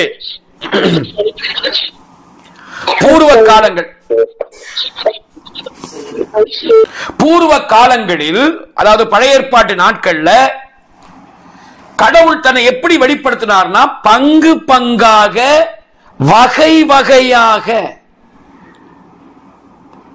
அதாவது இங்க கொஞ்சம் அங்க கொஞ்சம், இப்படி பங்கு பங்கா வகை வகையா தான் வெளிப்படுத்தினார். சோ மோசேக்கு ஆண்டவரை பத்தி முழுசா தெரியாது. அப்படி பங்கு பங்கா வகை வகையா கொஞ்சம் கொஞ்சம் தான் தெரியும். ஆபிரகாமுக்கு ஃபுல்லா தெரியாது, ஈசாக்குக்கு ஃபுல்லா தெரியாது, யாக்கோபுக்கு ஃபுல்லா தெரியாது. கொஞ்சம் கொஞ்சம், இங்க கொஞ்சம் அங்க கொஞ்சம், பங்கு பங்கா வகை வகையா தான் தெரியும். ஆனால் குமாரன் மூலமாகத்தான் அவர் தன்னை முற்றிலுமாக, அவர் யாரு, அவருடைய அந்த மனதுருக்கம் உள்ள இருதயம் என்ன, அவர் மனுஷனை எப்படி தன் அண்டையில அரவணைத்து அவனை வாழ வைக்க நினைக்கிறாரு, அவருடைய இருதயம் எப்படி இருக்குங்கிறத குமாரன் மூலமாகத்தான் அவர் திருவுளம் பற்றினார். ஆண்டவராகி இயேசு இந்த பூமியில மனுஷனா வந்ததே என்ன தெரியுங்களா? யூதர்களுக்கு ஒரு காரியத்தை காண்பிக்க வந்தார். யூதர்களே, இஸ்ரவேலர்களே, நீங்க பழைய ஏற்பாட்டுல வேதத்துல மோசே, ஆபிரகாம், ஈசாக்கு, யாக்கோபு, தாவீது இவங்கெல்லாம் சொன்னதை வச்சு இதுதான் கடவுள் நீங்க ஒரு படத்தை வச்சிருக்கீங்கப்பா. ஆனா அது மட்டும் இல்லப்பா, நீங்க நினைச்சிட்டு இருக்கிறதுக்கு மேலப்பா அவரு, அப்படிங்கறத காண்பிக்கும்படியாகத்தான் தேவனே, கடவுளே மாம்சத்தில் வெளிப்பட்டார். ஓகே, அப்போ பழைய ஏற்பாடு வேண்டாமா? பழைய ஏற்பாடு படிக்க கூடாதா? கண்டிப்பா பழைய ஏற்பாடு ரொம்ப ரொம்ப முக்கியம். பழைய ஏற்பாடு புதிய ஏற்பாடு ரெண்டு முக்கியம். ஆனா கவனிங்க, எந்த ஒரு வசனத்தை படிக்கும் போதும் அந்த வசனத்தை கிறிஸ்துவை மையப்படுத்தி படிக்கணும். எந்த ஒரு வசனத்தை படிக்கும் போதும் அந்த வசனத்தை புது உடன்படிக்கையின் வெளிச்சத்தில் படிக்கணும். பழைய ஏற்பாட்டுல எந்த ஒரு வசனத்தை படிக்கும் போதும் அந்த வசனத்தை கிறிஸ்துவுக்குள்ள அதை உட்படுத்தி, இயேசு என்கிற கடவுளா இருந்தவர், வார்த்தையா இருந்தவர் மாம்சமானாரே, அவருக்குள்ள அந்த வசனத்தை போட்டு பார்த்து அங்க என்ன லைட் அடிக்குது அப்படின்னு பார்க்கணும். சில காரியங்களுக்கு உங்களுக்கு வெளிச்சம் உடனே கிடைக்கும், சில காரியத்துக்கு வெளிச்சம் கிடைக்கலன்னா அந்த வெளிச்சம் கிடைக்கிற வரைக்கும் காத்திருக்கணும், வெயிட் பண்ணணும். எடுத்த உடனே நீங்க பழைய ஏற்பாட்டுல ஓய்வு நாள்ல ஒருத்தர் விறகு பொறுக்குனா அவனை கல்லறிஞ்சு கொள்ளணும்னு சொன்னாங்க. பழைய ஏற்பாட்டு ஓய்வு நாளிலே இப்படி கல்லறிந்து கொள்ள வேண்டும் என்று ஆண்டவர் தீர்ப்பு சொன்னார். அதே போல ஞாயிற்றுக்கிழமை ஆராதனைக்கு நீ வரவில்லையா, ஆண்டவர் உண்மையில நியாய தீர்ப்பை அனுப்புவார் அப்படின்லாம் பேசிடக் கூடாது. ஓகே, பழைய ஏற்பாட்டுல எங்கேயோ இருக்கிற ஒரு வசனத்தை எடுத்துக்கிட்டு இதுதான் தேவனுடைய இருதயம் பேசக்கூடாது. அந்த வசனத்தை கிறிஸ்துவுக்குள்ள நீங்க போட்டு பார்க்கணும். கல்வாரி என்கிற அவர் செய்த அந்த தியாகம் இருக்கே, அது கூட போட்டு பார்க்கணும். பழைய ஏற்பாட்டுல எங்கேயோ ஐயோன்னு இருக்கும். வீடு மேல வீடு கட்டுறவனுக்கு ஐயோ, அதை பண்றவனுக்கு ஐயோ ஐயோன்னு இருக்கும். உடனே அதெல்லாம் வச்சு சபைக்குள்ள நீ இப்படி இருக்கியா, உனக்கு ஐயோ அப்படிலாம் பேசக்கூடாது. ஓகே, உன்னை அடிப்பாரு, குத்துவாரு, எதையாவது ஒன்று சொன்ன. பழைய ஏற்பாடு இருக்கிற வசனங்களை எடுத்துக்கிட்டு, பழைய ஏற்பாட்டில் வர்ற எங்கேயோ வர்ற வார்த்தைகளை எடுத்துக்கிட்டு உன்னை நாசமாக்குவார், நீ ஒழுங்காடனா உன்னை அடிப்பாரு அப்படின்னு சொல்லக்கூடாது. கிறிஸ்துவுக்குள்ள இந்த வசனத்தை போட்டு பார்க்கணும். கிறிஸ்துவுக்குள்ள இந்த வசனத்தை போட்டு பார்க்கும்போது அங்க நமக்கு என்ன வெளிப்பாடு வருதுங்கிறத பார்க்கணும். அங்க நமக்கு என்ன வெளிப்பாடு இருக்கு அதை பார்க்கணும். நம்முடைய தேவன் பழைய ஏற்பாட்டில் யோபு சொல்றாரு, காயப்படுத்தி காயம் கட்டுவார். அப்ப நம்ம தேவன் காயப்படுத்தி காயம் கட்டுவார்னு யோபு சொல்லிட்டதுனால, யோபுல வர்றதுனால கடவுள் உன்னை காயப்படுத்தி காயம் கட்டுவாரு, அவர் காயப்படுத்துகிறவர். நீங்க அதை நம்புவீங்க. ஆமா ஆமா பைபிள்ல போட்டிருக்கு காயப்படுத்தி காயம் கட்டுவாரு, உடனே அதை நம்புவீங்க. ஆமா கற்பனையில் அப்படியே இருக்கும், நம்ம ஆண்டவர் நல்லவர் தாங்க, ஆனா காயப்படுத்தி காயம் கட்டுவாருங்க அப்படின்னு. அடுத்த நாளே உங்க வாழ்க்கையில ஒரு காரியம் நடக்கும், ஒரு காயம் வரும், அதுக்கேற்றபடியே நீங்க நினைப்பீங்க, ஓ கர்த்தர் தான் காயப்படுத்தினார். ஆனா உண்மை என்ன தெரியுமா, நீங்க கடவுளை பத்தி அப்படி ஒரு கற்பனையை வச்சுட்ட உடனே அந்த இமேஜினேஷனை பயன்படுத்தி, அந்த தவறான கற்பனையை பயன்படுத்தி சாத்தான் உள்ள நுழைஞ்சு அழகா காயப்படுத்தி இது கடவுள் தான் காயப்படுத்தினாருங்கிற ஒரு காரியத்தை உண்டாக்கிடுவான். புதிய ஏற்பாட்டில் ஆண்டவராகிய இயேசு அப்படி யாரையாவது தன்னிடத்தில் வந்தவர்களை காயப்படுத்தி காயம் கட்டினாரா? எரிகோ, எருசலேமை விட்டு எரிகோவுக்கு போனவங்களை கள்ளர்கள் காயப்படுத்தினாங்க, குத்துயிரா விட்டாங்க. ஆனா நல்ல சமாரியன் காயத்தை கட்டவல்லவா செய்தார், அவர் காயப்படுத்தலையே. ஒரு நல்ல சமாரியனே அப்படி செய்வானா, இந்த நல்ல இயேசு காயப்படுத்தி காயம் கட்டுவாரா? சோ நம்ம வேதத்தை நம்ம இயேசுவை மையப்படுத்தி வேதத்தை படிக்கணும். கிறிஸ்துவுக்குள்ள இருந்து வேதத்தை படிக்கணும். வேதத்தை படிச்சு நீங்க கிறிஸ்துவுக்குள்ள வர்றதில்ல, கிறிஸ்துவுக்குள்ள இருந்து வேதத்தை படிக்கணும். வேதத்தை மையமாக வைத்து இயேசுவை அறிவதல்ல, இயேசுவை மையமாக வைத்து வேதத்தை படிக்கணும். இன்னைக்கு நிறைய வியாதிகள், நிறைய பலவீனங்களை ஆண்டவர் தான் எனக்கு தந்தாரு, ஏன்னா அவர் காயப்படுத்தி காயம் கட்டுறாரு பாத்தீங்களா, அதனால என்ன அவர் காயப்படுத்துறாரு, என்ன அவர் சிட்சிக்கிறாரு, என்ன அவர் அடிக்கிறார் என்றெல்லாம் நம்ம கடவுளை பற்றின ஒரு தவறான படத்தை நம்ம வச்சிருக்கிறோம். ஆகவே நம்முடைய படம் மாறணும். இயேசுவை மையப்படுத்தி வேதத்தை படிக்கணும், ஆண்டவரை மையப்படுத்தி நம்ம வேதத்தை வாசிக்கணும். அப்படி சொல்றதுனால பழைய ஏற்பாட்டில் அவங்க சொன்னது எல்லாமே தப்புன்னு சொல்லல, அப்படி தப்பா புரிஞ்சு கூடாது. நிறைய அவங்க ஆண்டவரை பத்தி நல்ல காரியங்களை சொல்லி இருக்காங்க, ஆனா அதே நேரத்தில் அவங்க சொன்ன அநேக காரியங்கள் நல்ல காரியங்கள் இருக்கு, அதே நேரத்தில் அவங்க சொன்ன எல்லாமே சரியா 100% கரெக்ட் அப்படின்னு இல்ல. ஓகே, சோ அதனால நம்ம ஆண்டவரை பற்றி வைத்திருக்கிற படம், பழைய ஏற்பாடு கண்டிப்பா படிக்கணும். பழைய ஏற்பாடு படிக்காம வெறும் எனக்கு புதிய ஏற்பாடு போதும் அப்படிங்கிறதான அந்த முடிவுக்கு வந்தா அது மிக மிக தவறு. பட் பழைய ஏற்பாட்டை கிறிஸ்துவுக்குள்ள இருந்து ஆதி அப்போஸ்தலர்கள் எப்படி இந்த வேதத்தை புரிந்து கொண்டார்களோ அப்படி நம்ம புரிஞ்சுக்கணும். ஓகே, சோ யுத்தத்தில் வல்லவராய் இருக்கிற இந்த கர்த்தர் யார், அவரை பற்றிய ஒரு சரியான படம் நமக்கு வேணும். இதை நான் சொல்றதுக்கு முன்னாடி நான் இவ்வளவு நேரம் சொன்ன பாருங்க, கடவுளை பத்தி நமக்கு ஒரு சரியான படம் இருக்கணும்னு நான் உங்களுக்கு சொன்னேன். ஒரு கரெக்ட் பிக்சர் நமக்கு இருக்கணும். நீங்க பாருங்களேன், ஏசாயா 61 அதிகாரம் மேசியாவை பற்றி சொல்லப்பட்ட அதிகாரம். ஒருத்தர் எடுங்க, ஏசாயா 61 அதிகாரம். இந்த 12 நம்ம இந்த நாட்கள்ல இந்த முதல் பாடத்துல யுத்தத்தில் வல்லவராகிய கர்த்தர் யார் அப்படிங்கறத பத்தி ஆதியாகமத்திலிருந்து வெளிப்படுத்தின விசேஷம் வரைக்கும், அப்படியே ஆதியாகமம் 1 அதிகாரத்திலிருந்து வெளிப்படுத்தின விசேஷம் வரைக்கும் இருக்கிற அப்படி எல்லாத்தையும் அப்படி கொண்டு வந்து இந்த ஆண்டவர் யாரு என்பதை பற்றிய ஒரு 12 காரியங்களை, ஒரு 12 குறிப்பை நான் உங்களுக்கு சொல்ல கர்த்தனுக்கு உதவி செய்வாராக. நான் ரொம்ப வேகமா ஓட நினைக்கல, நம்ம மெதுவாவே அப்படியே போகலாம். இந்த யுத்தத்தில் வல்லவராய் இருக்கிற கர்த்தர் யார், அவரை பத்தின ஒரு 12 குறிப்புகளை நம்ம படிக்க போறோம். இந்த 12 விஷயம் நம்ம தமிழ்ல நமக்கு புரியறதுக்காக தமிழ்ல 12 எழுத்து இருக்கு பாருங்க, ஆல இருந்து அவ் வரைக்கும். சோ அந்த 12 எழுத்துக்கள்ல இருந்து உயிரெழுத்துக்கள் 12 இருக்கு இல்லையா, அதை வச்சு உங்களுக்கு நான் விளக்க பரிசுத்த ஆவியானவருக்கு உதவி செய்வாராக. அதுக்கு முன்னாடி நம்ம கடவுளை பத்தின படம் இயேசுவும் சரி ஆதி அப்போஸ்தலரும் சரி எப்படி அவங்க வச்சிருந்தாங்கங்கறத பார்க்கலாம். பார்ப்போமா? இப்ப பாருங்க, ஏசாயா 61:1 இருந்து வாசிங்களேன். ஓகே.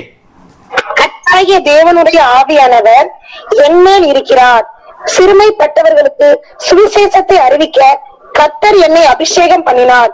இருதயம் நொறுங்குண்டவர்களுக்கு காயம் கட்டுதலையும், சிறைப்பட்டவர்களுக்கு விடுதலையையும், கட்டுண்டவர்களுக்கு கட்டு அவிழ்த்தலையும் கூறவும், கர்த்தருடைய அனுக்கிரக வருஷத்தையும் நம்முடைய தேவன் நீதியை சரிக்கட்டும் நாளையும் கூறவும், துயரப்பட்ட அனைவருக்கும் ஆறுதல் செய்யவும், சீயோனிலே துயரப்பட்டவர்களை சீர்படுத்தவும், அவர்களுக்கு சாம்பலுக்கு பதிலாக சிங்காரத்தையும், துயரத்துக்கு பதிலாக ஆனந்த தைலத்தையும், ஒடுங்கின ஆவிக்கு பதிலாக துதியின் உடையையும் கொடுக்கவும் அவர் என்னை அனுப்பினார். போதும் சார். இப்போ திரும்பவும் வாசிங்க. நீங்க நல்லா கவனிக்கணும். இப்ப இந்த பகுதியை படிச்சு லூக்கா 4க்கு நம்ம போறோம்.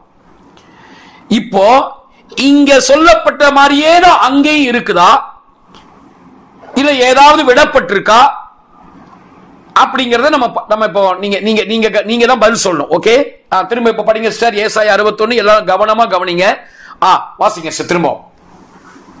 கர்த்தராகிய தேவனுடைய ஆவியானவர் என்மேல் இருக்கிறார், சிறுமைப்பட்டவர்களுக்கு சுவிசேஷத்தை அறிவிக்க கர்த்தர் என்னை அபிஷேகம் பண்ணினார். இருதயம் நொறுங்குண்டவர்களுக்கு காயம் கட்டுதலையும்,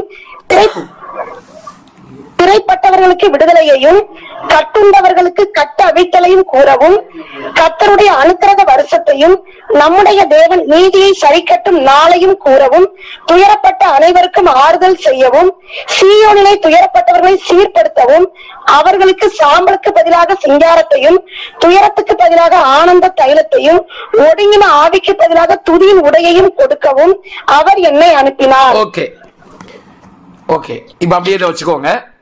லூக்கா 4ஆம் அதிகாரம் 14 இருந்து இதே வசனத்தை எடுத்து நம்முடைய ஆண்டவராகி இயேசு இந்த ஏசாயா 61 இருக்கிற இந்த பழைய ஏற்பாட்டு வசனத்தை எடுத்து இது நான் தான், என்ன பத்தி தான் சொல்லி இருக்கு அப்படிங்கறத அவர் சொல்றதுக்காக மக்கள் மத்தியில எழும்பி ஜெபாலயத்துல எழும்பி நின்று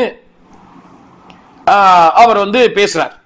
ஓகே, அவரு ஜெபாலயத்துல வேத பகுதியை வாசிச்சு உட்கார்றாரு. அவர் அங்க எப்படி படிக்கிறாருன்னு பாருங்க. ஓகே, லூக்கா 4:14 இருந்து. பின்பு இயேசு ஆவியானவருடைய பலத்தினாலே கலிலேயாவுக்கு திரும்பி போனார். அவருடைய கீர்த்தி சுற்றிலும் இருக்கிற தேசமெங்கும் பரம்பிற்று. அவர்களுடைய ஜெப ஆலயங்களில் உபதேசித்து எல்லாராலும் புகழப்பட்டார். தாம் வளர்ந்த ஊராகிய நாசரேத்துக்கு அவர் வந்து தம்முடைய வழக்கத்தின்படியே ஓய்வு நாளில் ஜெப ஆலயத்திலே பிரவேசித்து வாசிக்க எழுந்து நின்றார். அப்பொழுது ஏசாயா தீர்க்கதரிசியின் புஸ்தகம் அவரிடத்தில் கொடுக்கப்பட்டது. அவர் புஸ்தகத்தை விரித்த போது, கர்த்தருடைய ஆவியானவர் என்மேல் இருக்கிறார், தரித்திரருக்கு சுவிசேஷத்தை பிரசங்கிக்கும்படி என்னை அபிஷேகம் பண்ணினார். இருதயம் நறுங்குண்டவர்களை குணமாக்கவும், சிறைப்பட்டவர்களுக்கு விடுதலையையும், குருடருக்கு பார்வையையும் பிரசித்தப்படுத்தவும், நொறுங்குண்டவர்களை விடுதலையாக்கவும், கர்த்தருடைய அனுக்கிரக வருஷத்தை பிரசித்தப்படுத்தவும் என்னை அனுப்பினார் என்று எழுதியிருக்கிற இடத்தை அவர் கண்டு வாசித்து, கர்த்தருடைய அனுக்கிரக வருஷத்தை பிரசித்தப்படுத்தவும் என்னை அனுப்பினார் என்று சொல்லப்பட்டிருக்க அந்த பகுதியை கண்டு வாசித்து இருக்கேன். இங்க ஒரு பகுதி விடப்பட்டிருக்கா, அங்க இருக்கிற மாதிரியே தான் இங்க இருக்கா? இப்ப நீங்க தான் பதில் சொல்லணும். இணைப்பில் இணைஞ்சிருக்கிறவங்க நீங்கள் தான் பதில் சொல்ல வேண்டும். ஏசாயா 61 சொல்லி இருக்கிற மாதிரியே இங்கேயும் ஆண்டவர் சொல்றாரா, இல்ல எதையாவது ஒண்ணு அப்படி விட்டுருக்காரா?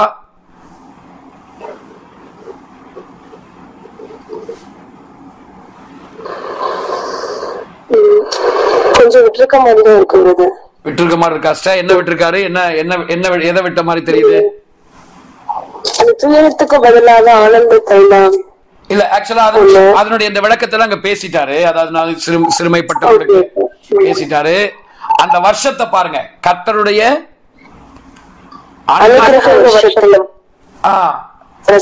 பிரசித்தம் பண்ண என்னை அனுப்பினான் இருக்கு. ஆனா ஏசாயா 61 பாருங்க, அந்த அனுக்கிரக வருஷத்தோட இன்னொன்னு சேர்ந்து இருக்கு. அத ஆண்டவர் நம்முடைய தேவன் நீதியை சரி கட்டும் நாளையும் கூறவும்.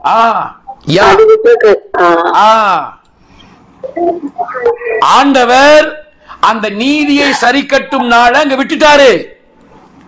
கர்த்தருடைய அனுகிரக வருஷத்தை கூறவும் சொல்றாரு. நீதியை சரி கட்டும் நாள் அங்க போட்டிருக்கு, அந்த பகுதியை விட்டுட்டாரு. யா ஐயா வாசிக்கும் போது இதை விட்டாருங்களா ஐயா? வாசிக்காம?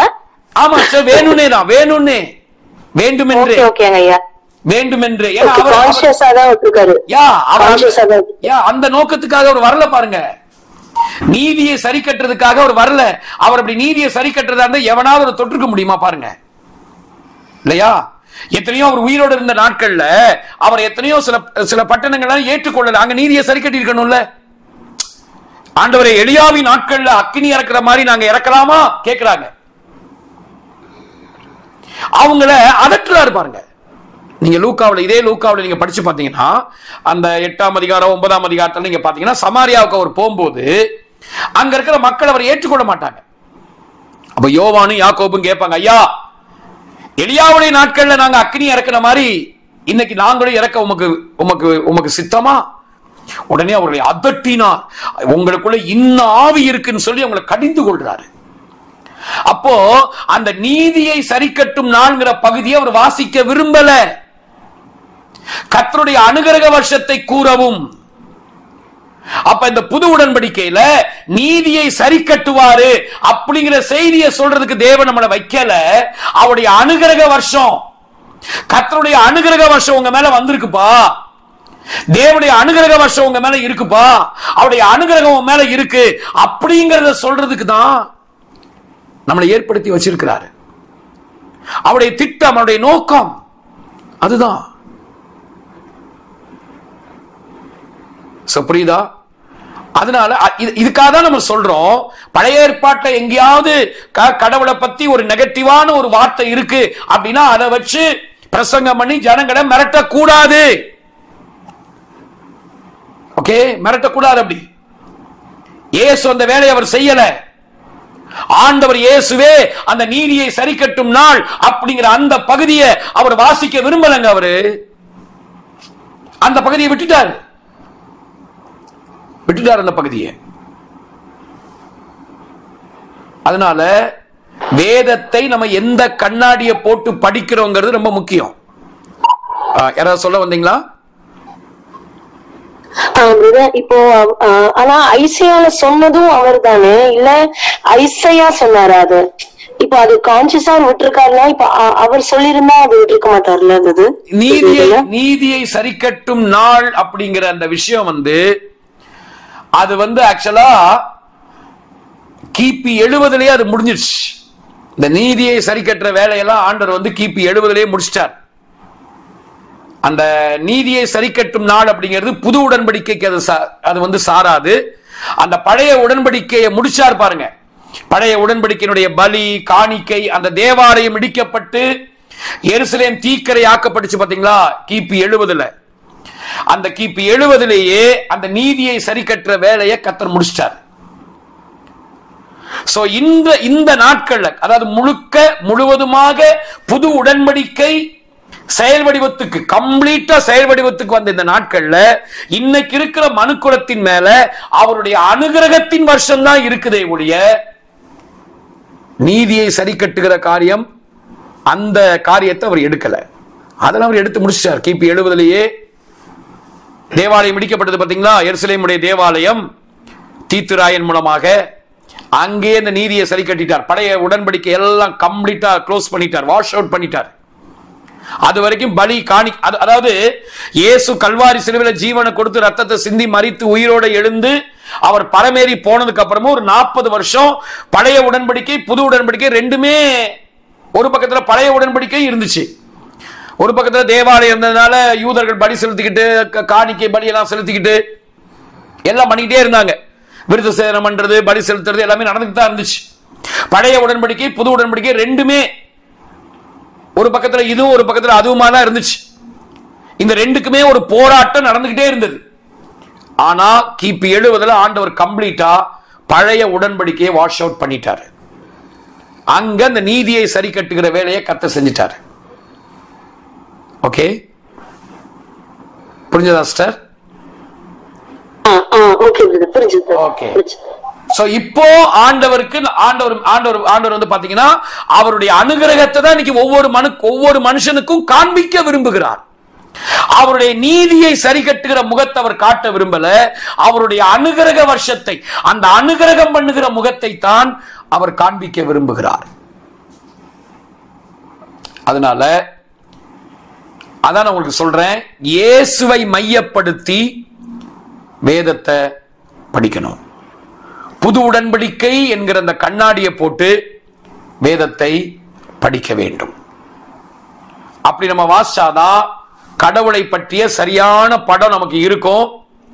பாருங்க, கர்த்தர் நல்லவர். இன்னைக்கு நான் ஒரு காலையில ஒரு ஸ்தோத்திர கூட்டத்துக்கு போயிருந்தேன். அந்த ஸ்தோத்திர கூட்டத்துல பாருங்க, இயேசு கல்வாரி சிலுவையில என்ன செஞ்சாரு. அந்த அந்த அந்த ஐயா, வயசான ஒரு ஐயா, அவர் மரித்து 1 வருஷம் ஆகுது. எங்களையும் கூப்பிட்டு இருந்தாங்க, நாங்க போயிருந்தோம்.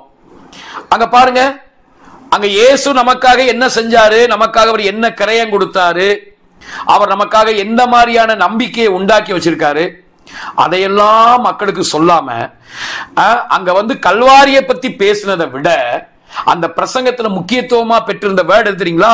நரகம் சாவு, நரகம் சாவு. இயேசுவை நீ ஏத்துக்கலையா உன்னை நரகத்துல தள்ளுவார். இயேசுவை ஏத்துக்கலையா உன்னை நரகத்துல தள்ளுவார். நீ செத்து சீக்கிரமா பரலோகம் போயிடணும். இயேசுவை ஏத்துக்கலையா நரகம் இருக்கு, நரகத்துல உன்னை தள்ளுவார். அடுத்து சாவு. சாவு எப்ப வேணாலும் வரும். வருகையை பத்தி பேசுங்கய்யா. இயேசு வருவாரு, இந்த மண்ணான சரீரம் போய் மகிமையான சரீரம் வரும், அதை பேசுங்கன்னா இந்த எதிரியா இருக்கிற சாவை பரிகரிக்கப்படும் கடைசி சத்துரு மரணம்னு போட்டிருக்கு. இந்த எதிரியா இருக்கிற சாவை ப்ரமோட் பண்ணிக்கிட்டு, சாவு எனக்கு இன்னைக்கு வரலாம் நாளைக்கு வரலாம், அது சொல்லாம கொள்ளாம வரும். மனுஷனுடைய ஆயுசு காலம் 70 வருஷம், பலத்தின் மிகுதியினால 80 வருஷம். எத்தனை பேர் ஆமேன் சொல்றீங்க? மனுஷனுடைய ஆயுசு காலம் 70, பலத்தின் மிகுதியினால 80. ஆமேன், ஆமேன், ஆமேன். வெரி குட், ஆமேன். மனுஷனுடைய ஆயுசு காலம் 70, பலத்தின் மிகுதியினால 80. யாரெல்லாம் அதை ஒத்துக்கிறீங்க? ஒரு ஆமேன் சொல்லுங்க இன்னொரு முறை. Amen, amen. No no no. பா, ஆமேனா? நான் ஒத்துக்கொள்ளவில்லை. பாருங்க, நமக்கு அதான் இப்படியே கேட்டு கேட்டு கேட்டு கேட்டு 70 80 70 80 70 80. அவர் பாருங்க, நீங்க அந்த ஊழியக்காரரு 70 80ன்னு சொல்லி அப்படியே 60. யா யா நோ. ஐயோ ஐயோ சோலும், அதாவது 70 ஆயுசு காலம் 70 வருஷம், பலத்தின் மிகுதியால 80 வருஷம். 70 பிளஸ் 80 180 வருஷம். அதையும் தாண்டி நான் வாழ்வையா. சூப்பரியா, சூப்பரியா. ஆமென், ஆமென். So, Amen. Hallelujah. Hallelujah. So இந்த 70 80 இதெல்லாம் வந்து எல்லாம் இந்த பழைய கோரஸ்ங்க. இதெல்லாம் இது வந்து ஆண்டவர் வாயத்தர்னு சொன்ன வார்த்தை இல்ல. பாருங்க, ரெண்டுமே பக்கம் பக்கம் தாங்க இருக்கு. மனுஷன் சொன்னதும் கடவுள் வாயத்தர்னு சொன்னதும் பக்கம் பக்கம் தான் இருக்கு. ஆனா இவங்களுக்கு நமக்கு கடவுள் சொன்னது மனசுல பதியல, மனுஷன் சொன்னது ஈஸியா மனசுல பதிஞ்சிருச்சு. இந்த 70 80ங்கறத சொல்றவங்க அப்படியே அதை சொல்லி இன்னைக்கு வேர்ல்ட் ஆர்கனைசேஷன் என்ன சொல்லுதோ, இன்னைக்கு 40 தாண்டறதே கஷ்டங்க, 50 தாண்டறதே கஷ்டம், 60 தாண்டறதே கஷ்டம், எப்படியாவது செத்து பரலோகம் போயிடணும், இப்படியே பேசி காலத்தை ஓட்டிக்கிட்டு. அது மோசே சொன்னது யாது? அவர் சொன்னார் பாருங்க, 70 பிளஸ் 80 150. அந்த மாதிரி பேசுங்க பிரதர், அந்த மாதிரி பேசுங்க சிஸ்டர். 70 80 அது நம்ம வாழ்க்கை இல்ல. அது மோசே வனாந்தரத்துல அவனுங்கெல்லாம் அவிசுவாசமான வார்த்தையை பேசி ஒவ்வொரு நாளும் சாவா பார்த்து பார்த்து பார்த்து அடக்காராதனையா நடத்தி நடத்தி நடத்தி நொந்து நூடல்ஸா போய் சொன்ன வேர்டு இது. எது? இந்த 70 80. அத மோசே சொன்னதுங்க. சங்கீதம் 90ல அது மோசேயின் சங்கீதம். ஆனா 91 கர்த்தர் சொல்றது. 90:16 படிங்க சார். 91:16. நீடித்த நாட்களால் அவனை திருப்தியாக்கி என் ரட்சிப்பை அவனுக்கு காண்பிப்பேன். நீடித்த நாட்களால் நான் அவனை திருப்தியாக்குவேன், என் ரட்சிப்பை அவனுக்கு காண்பிப்பேன். இந்த 70-80 கோரஸ தூக்கி குப்பை தொட்டியில போடுங்க பிரதர். இந்த 70-80 கோரஸ தூக்கி குப்பை தொட்டியில போட்டுருங்க சிஸ்டர். நீடித்த நாட்களால திருப்தியாக்க விரும்புற தெய்வம் நம்முடைய தெய்வம். உங்களை கொண்டு என்ன கொண்டு செய்ய வேண்டிய வேலையை செஞ்சு முடிச்சிட்டு நம்ம சொல்லணுங்க, ஆண்டவரே போதும்பா, நான் என் வேலையை முடிச்சிட்டேன், ஓகே அப்படின்னு அந்த திருப்தி, என்னை கொண்டு நிறைவேற வேண்டிய காரியம் நிறைவேறி முடிஞ்சிருச்சு அப்படின்னு சொல்லும் போது அப்பவும் கூட நம்ம வருகையை தான் விரும்பணும். ஓகே, சாவு இல்ல, வருகையை தாங்க நம்ம விரும்பணும், வருகையை தான் விரும்பணும். அதையும் மீறி நம்ம செய்ய வேண்டிய காரியத்தை செஞ்சு முடிச்சதுக்கு அப்புறம் ஒருவேளை வருகை தாமதித்து இந்த மரணம்னு ஒண்ணு வந்தா, அதுவுமே அது எப்படி வரும்னா, மரணம் இருக்கிற மாதிரி வராது, உங்களுக்கு வராது பிரதர், உங்களுக்கு இருக்கிற மாதிரி வராது, அது எதிரி, அது அப்படி வராது, ஒரு தூக்கமா வரும், அப்படியே ஒரு நித்திரையாக வரும். சோ நீங்க மரணத்தை எதிர்பார்க்காம வருகையை நீங்க நம்பி நீங்க செய்ய வேண்டிய காரியத்தை செஞ்சு முடிச்சு நீங்க திருப்தியாகி நல்ல நீண்ட காலம் இருந்து உங்களுக்கே தெரிஞ்சிருச்சு, ஓகே அவ்வளவுதான், இந்த பூமியில என்ன கொண்டு என்ன செய்யணுமோ செஞ்சு முடிச்சாரு அப்படிங்கறத நீங்க தெரிஞ்சுக்கிட்டு, ஓகே ஆண்டவரே நீங்க என்ன செய்யணுமோ செய்யுங்க அப்படின்னு ஒப்பு கொடுக்கும் போது ஒருவேளை மரணம் வந்தா நீங்க வருகையை தானே எதிர்பார்த்துட்டு இருந்தீங்க, உங்களை மரணம் அப்படி ஒருவேளை சந்திச்சு நீங்க பரலோகம் போகும்போது உங்களை ஒரு வீரனை வரவேற்பது போல பரலோகம் உங்களை வரவேற்கும். அதனால நான் சொல்றேன், கல்லறையை விரும்பாதீங்க, கல்லறையை பார்க்காதீங்க. ஐயா பாஸ்டர் ஐயா உங்களை நடத்தின பாஸ்டர் சின்ன வயசுல உங்களை வந்து ஏதோ ஒரு கல்லறையை பார்க்கும்போது என்ன சொல்லி கொடுப்பாரு, அவருக்கு இன்னைக்கு என்ன வயசு, இன்னைக்கு அவர் எப்படி இருக்காரு கொஞ்சம் சொல்லுங்க, அவருடைய சாட்சியை சொல்லுவாரு பாருங்க. என்னை வளர்த்த தகப்பன் வந்து என்னைய சைக்கிள்ல கூட்டு போகும்போது கரெக்டா கல்லறை கிட்ட நிறுத்தி சொல்லுவாரு, டேய் சொல்லுவா, கல்லறையே கல்லறையே நான் உன்னிடத்திற்கு வரமாட்டேன், நான் உன்னிடத்திற்கு வரமாட்டேன், நான் கர்த்தருடைய வருகையில் தான் போவேன், நான் கர்த்தருடைய வருகையில் தான் போவேன், மரணமே உன் கூரெங்கே, மரணமே உன் கூரெங்கே, பாதாளமே உன் ஜெயம் எங்கே, பாதாளமே உன் ஜெயம் எங்கே, இப்படியே சொல்லி சொல்லி சொல்லி சொல்லி 83 வயசு வரைக்கும் ஆரோக்கியமா இருக்காரு. ஹalleluya, ஆமென். கர்த்தர் நல்லவர். Thank you ஐயா, thank you ஐயா. சோ அதனால இன்னைக்கு வந்து எங்க இந்த கல்லறைக்கு போனாலும் இந்த மரணங்கள் நடக்கும்போது சாவையே ப்ரோமோட் பண்ணி பேசிக்கிட்டு, அப்ப எல்லாம் என்னங்க, நம்முடைய கற்பனை கடவுளை பத்தி புரிஞ்சு வச்சிருக்கிற விதம். சோ அதனால நீங்களும் நானும் இந்த இணைப்புல இணைஞ்சிருக்க நம்ம எல்லாருமே சாத்தானை ஜெயிக்கிற ஜெயாளிகளா கர்த்தர் நம்மளை பார்க்கிறாரு. அப்படி ஜெயாளிகளாக நம்ம விரும்பணும்னு கர்த்தர் விரும்புகிறார். சோ சாத்தானுடைய அத்தனை ஆயுதங்களும் மரணம் உட்பட, மரணமும் அவனுடைய ஆயுதம். அது சதா சிலுவைக்கு முன்னாடி மரணம் என்பது போலீஸ் வாகனம் மாதிரி, சிலுவைக்கு அப்புறம் மரணம் என்பது வீட்டு வாகனம் போல.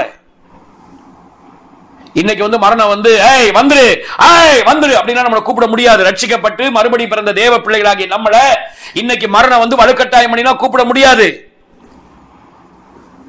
ஒரு விக்கில்ஸ்வர்த் வந்து தன்னுடைய மனைவி மரிச்சு போயிட்டாங்கன்னு செய்தி வந்த உடனே, மரணமே நான் இல்லாத நேரத்துல என் மனைவி நீ எடுப்பியா, விடலாம் அவளை அப்படின்னு சொல்லிட்டார்.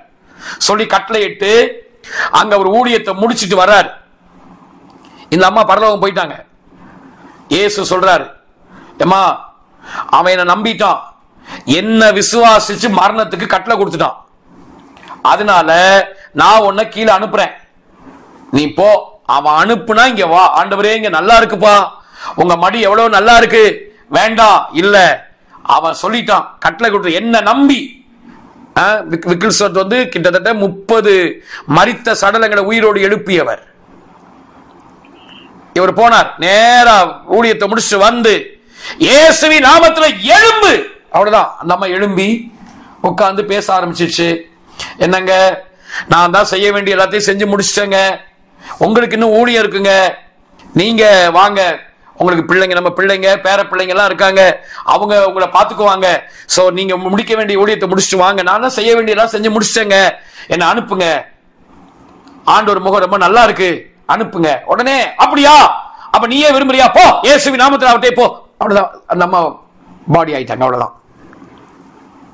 எல்லாம் நடந்த சம்பவம். இன்னைக்கு சபை சரித்திரத்தில் இதெல்லாம் சொல்றது இல்லை.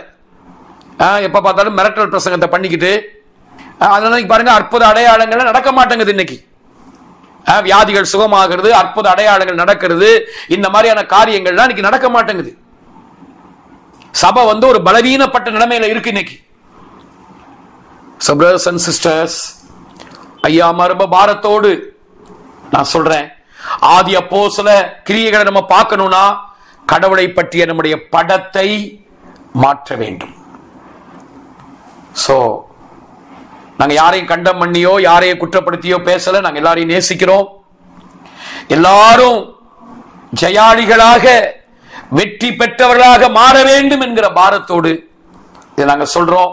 நம்முடைய தேவன் ஒருவனையும் புறக்கணிக்கிறவர் இல்ல, ஒருத்தரையும் அவர் கைவிடவில்லை, இதுவரைக்கும் கைவிடல, இனிமேலும் நம்மளை யாரையும் அவர் கைவிட மாட்டார். சோ நம்முடைய கடவுளை பற்றிய படம், நம்ம ஆராதிக்கிற நம்முடைய ஆண்டவரை பற்றிய படம் சரியான படமா மாறட்டும். ஓகே, சோ இந்த 12 குறிப்புகளை உங்களுக்கு நான் சொல்லும்படியாக கர்த்தர் உதவி செய்வார். எல்லாத்தையும் இன்னைக்கே சொல்லணும்னு அவசியம் இல்லை, இருக்கிற டைமுக்கு ஏற்ற பிரகாரமா இன்னைக்கு எவ்வளவு சொல்ல முடியுதோ சொல்லுவோம், அப்புறம் நாளைக்கு நம்ம கண்டினியூ பண்ணுவோம். எல்லாம் அப்படி நம்ம அர்ப்பணித்தவர்களாக அப்படியே ஒரு நிமிஷம் அப்படியே அந்நிய பாஷையில அக்னி பாஷையில பேசுங்க. ஷாப்ரா காரா பிரேக்கா நாக்காரா பாலா ஷாப்ரா காபானா காரா ஷேபானா பாரா காபானா காரா பானா காரா பானா ஷேபாலா பானா பிரேட்டோ காபானா காரா. என் நாட்கள் முடிவதில்லை, என் ஜீவன் பிரிவதில்லை, என் சுவாசம் ஒழிவதில்லை, உம்மையே ஆராதிப்பேன், உம்மையே ஆராதிப்பேன்.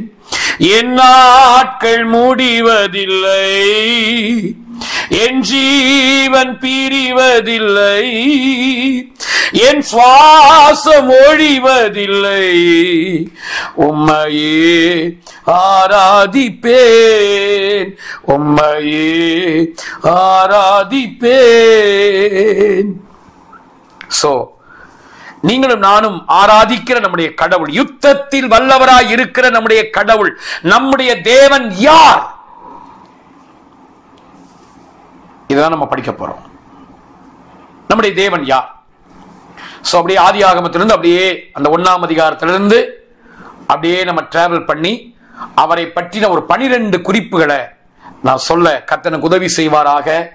இது உங்க மனசுல பதிஞ்சிருச்சுன்னா இதை நீங்க வாயார மனதார சொல்லி சொல்லி அவரை துதிக்க துதிக்க நம்முடைய சப்கான்சியஸ்ல நம்முடைய ஆழ் மனசுல அது பதிஞ்சிருச்சுன்னா நம்ம வாழ்க்கையினுடைய லெவலே வேற லெவல் ஆயிரும்,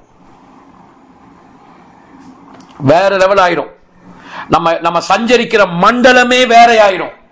இந்த சில்லி ஆக்ட் எல்லாம் நம்ம பண்ண மாட்டோம், சில்லித்தனமான காரியங்களுக்குள்ள போய் மூக்க நுழைக்கிறது எல்லாம் செய்ய மாட்டோம்.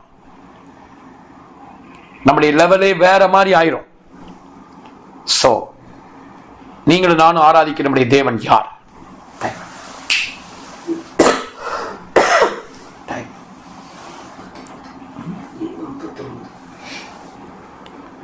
ஓகே, நம்முடைய தேவன் யார்? 12 குறிப்பு இருக்கு. அத முதல் குறிப்பு, அதாவது தமிழ் எழுத்துக்கள் 12 எழுத்துக்களை வைத்து உங்களுக்கு அதை நான் சொல்ல கர்த்தர் உதவி செய்வார். உங்க மனசுல அது எப்போதும் ஆழமாக நீங்க நோட்ல எழுதுறது மட்டும் இல்ல, நம்முடைய மனசுல ஆழமா பதியும். ரொம்ப சிம்பிளான விஷயம் தான், ஆனா நம்ம அறிந்து கொள்ள வேண்டிய விஷயம். நம்பர் 1, நீங்களும் நானும் ஆராதிக்கிற நம்முடைய ஆண்டவர் யார் அப்படின்னா, அவர் நமக்கு அப்பா. நீங்களும் நானும் ஆராதிக்கிற நம்முடைய கடவுள் வெறும் நமக்கு கடவுளா மட்டும் இல்ல, அவர் நமக்கு அப்பாவா இருக்கிறார். ஆண்டவரை அப்பாவா பார்த்து அவரை அப்பாவா அனுபவிக்கிறது மிக மிக மிக மிக முக்கியம். ஆதியாகமம் 1:26 வாசிங்க. ஆதியாகமம் 1:26 பின்பு தேவன் நமது சாயலாகவும் நமது ரூபத்தின்படியேயும் மனுஷனை உண்டாக்குவோமாக, அவர்கள் சமுத்திரத்தின் மச்சங்களையும் ஆகாயத்து பறவைகளையும் மிருக ஜீவன்களையும் பூமி அனைத்தையும் பூமியின் மேல் ஊரும் சகல பிராணிகளையும் ஆள கடவர்கள் என்றார். பாருங்க, நமது சாயலாக நமது ரூபத்தின்படியே மனுஷனை உண்டாக்குவோமாக, அவன் சமுத்திரத்தின் மச்சங்களையும் ஆகாயத்து பறவைகள் எல்லாம் அவன் ஆழக்கடவன் சொல்லி இருக்கு. நமது சாயலாக நமது ரூபத்தின்படி மனுஷனை உண்டாக்குவோமாக சொல்றார். அப்ப இங்க அவர் என்ன சொல்ல வர்றாரு? இந்த மனுஷன் ஏன் சாயலா ஏன் ரூபத்தின்படி இருக்கிறவன், அதனால இவன் என்னுடைய பக்தன் அல்ல, இவன் என்னுடைய புத்திரன். ஓகே, வெறும் பக்தகோடி இல்ல, நம்மெல்லாம் அவருக்கு, நம்மெல்லாம் அவருடைய புத்திரர்கள். பிசாச ஜெயிக்கணும் அப்படின்னா, பிசாச நீங்க பயமுறுத்துறவங்களா மாறணும்னா, நம்ம கடவுளை பற்றின படம் என்ன, அவர் எப்படி பார்க்கிறோம்? நம்ம வெறும் கடவுளாவே நீங்க அவரை பார்க்கிறீங்களா? அவர் கடவுள் தான், அத மாற்றுக்கிறதே கிடையாது. அவர் தான் கடவுள். ஆனா உலகத்துக்கு அவர் கடவுளா இருக்கிறார். ஆனா மறுபடி பிறந்த உங்களுக்கு, ரட்சிக்கப்பட்ட உங்களுக்கு எனக்கும் அவர் வெறும் கடவுள் மட்டும் இல்ல, நம்ம அவரை எப்படி பார்க்கணும்னு விரும்புறாருன்னா, அவரை அப்பாவா நீங்க பார்க்கணும், அப்பாவா அவரை நீங்க உரிமை கொண்டாடணும், அப்பாவா நீங்க அவரை அனுபவிக்கணும்னு விரும்புறார். பிரதர், லூக்கா 3:38 நம்ம படிக்கிற பைபிள்ல படிங்க. அப்புறம் சாமியல் முருகனையா இருக்கீங்களா ஐயா? சாமியல் முருகனையா,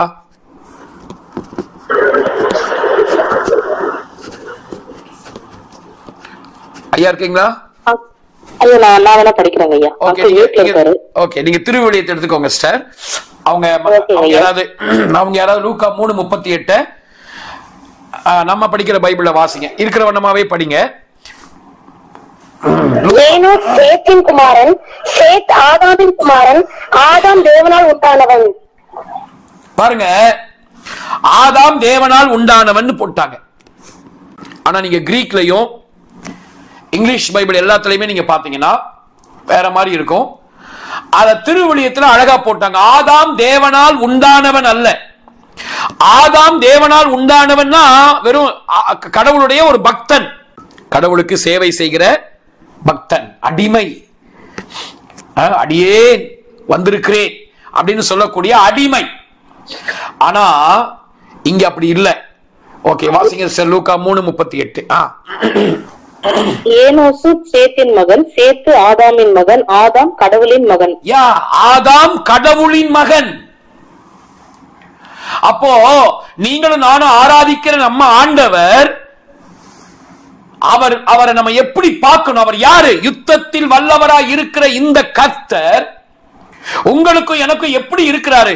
யாராக இருக்கிறார் என்றால் அவர் நம்முடைய அப்பா. நீங்களும் நானும் நம்முடைய ஆண்டவரை அப்பாவா பார்க்கணும். அவருடைய அப்பா,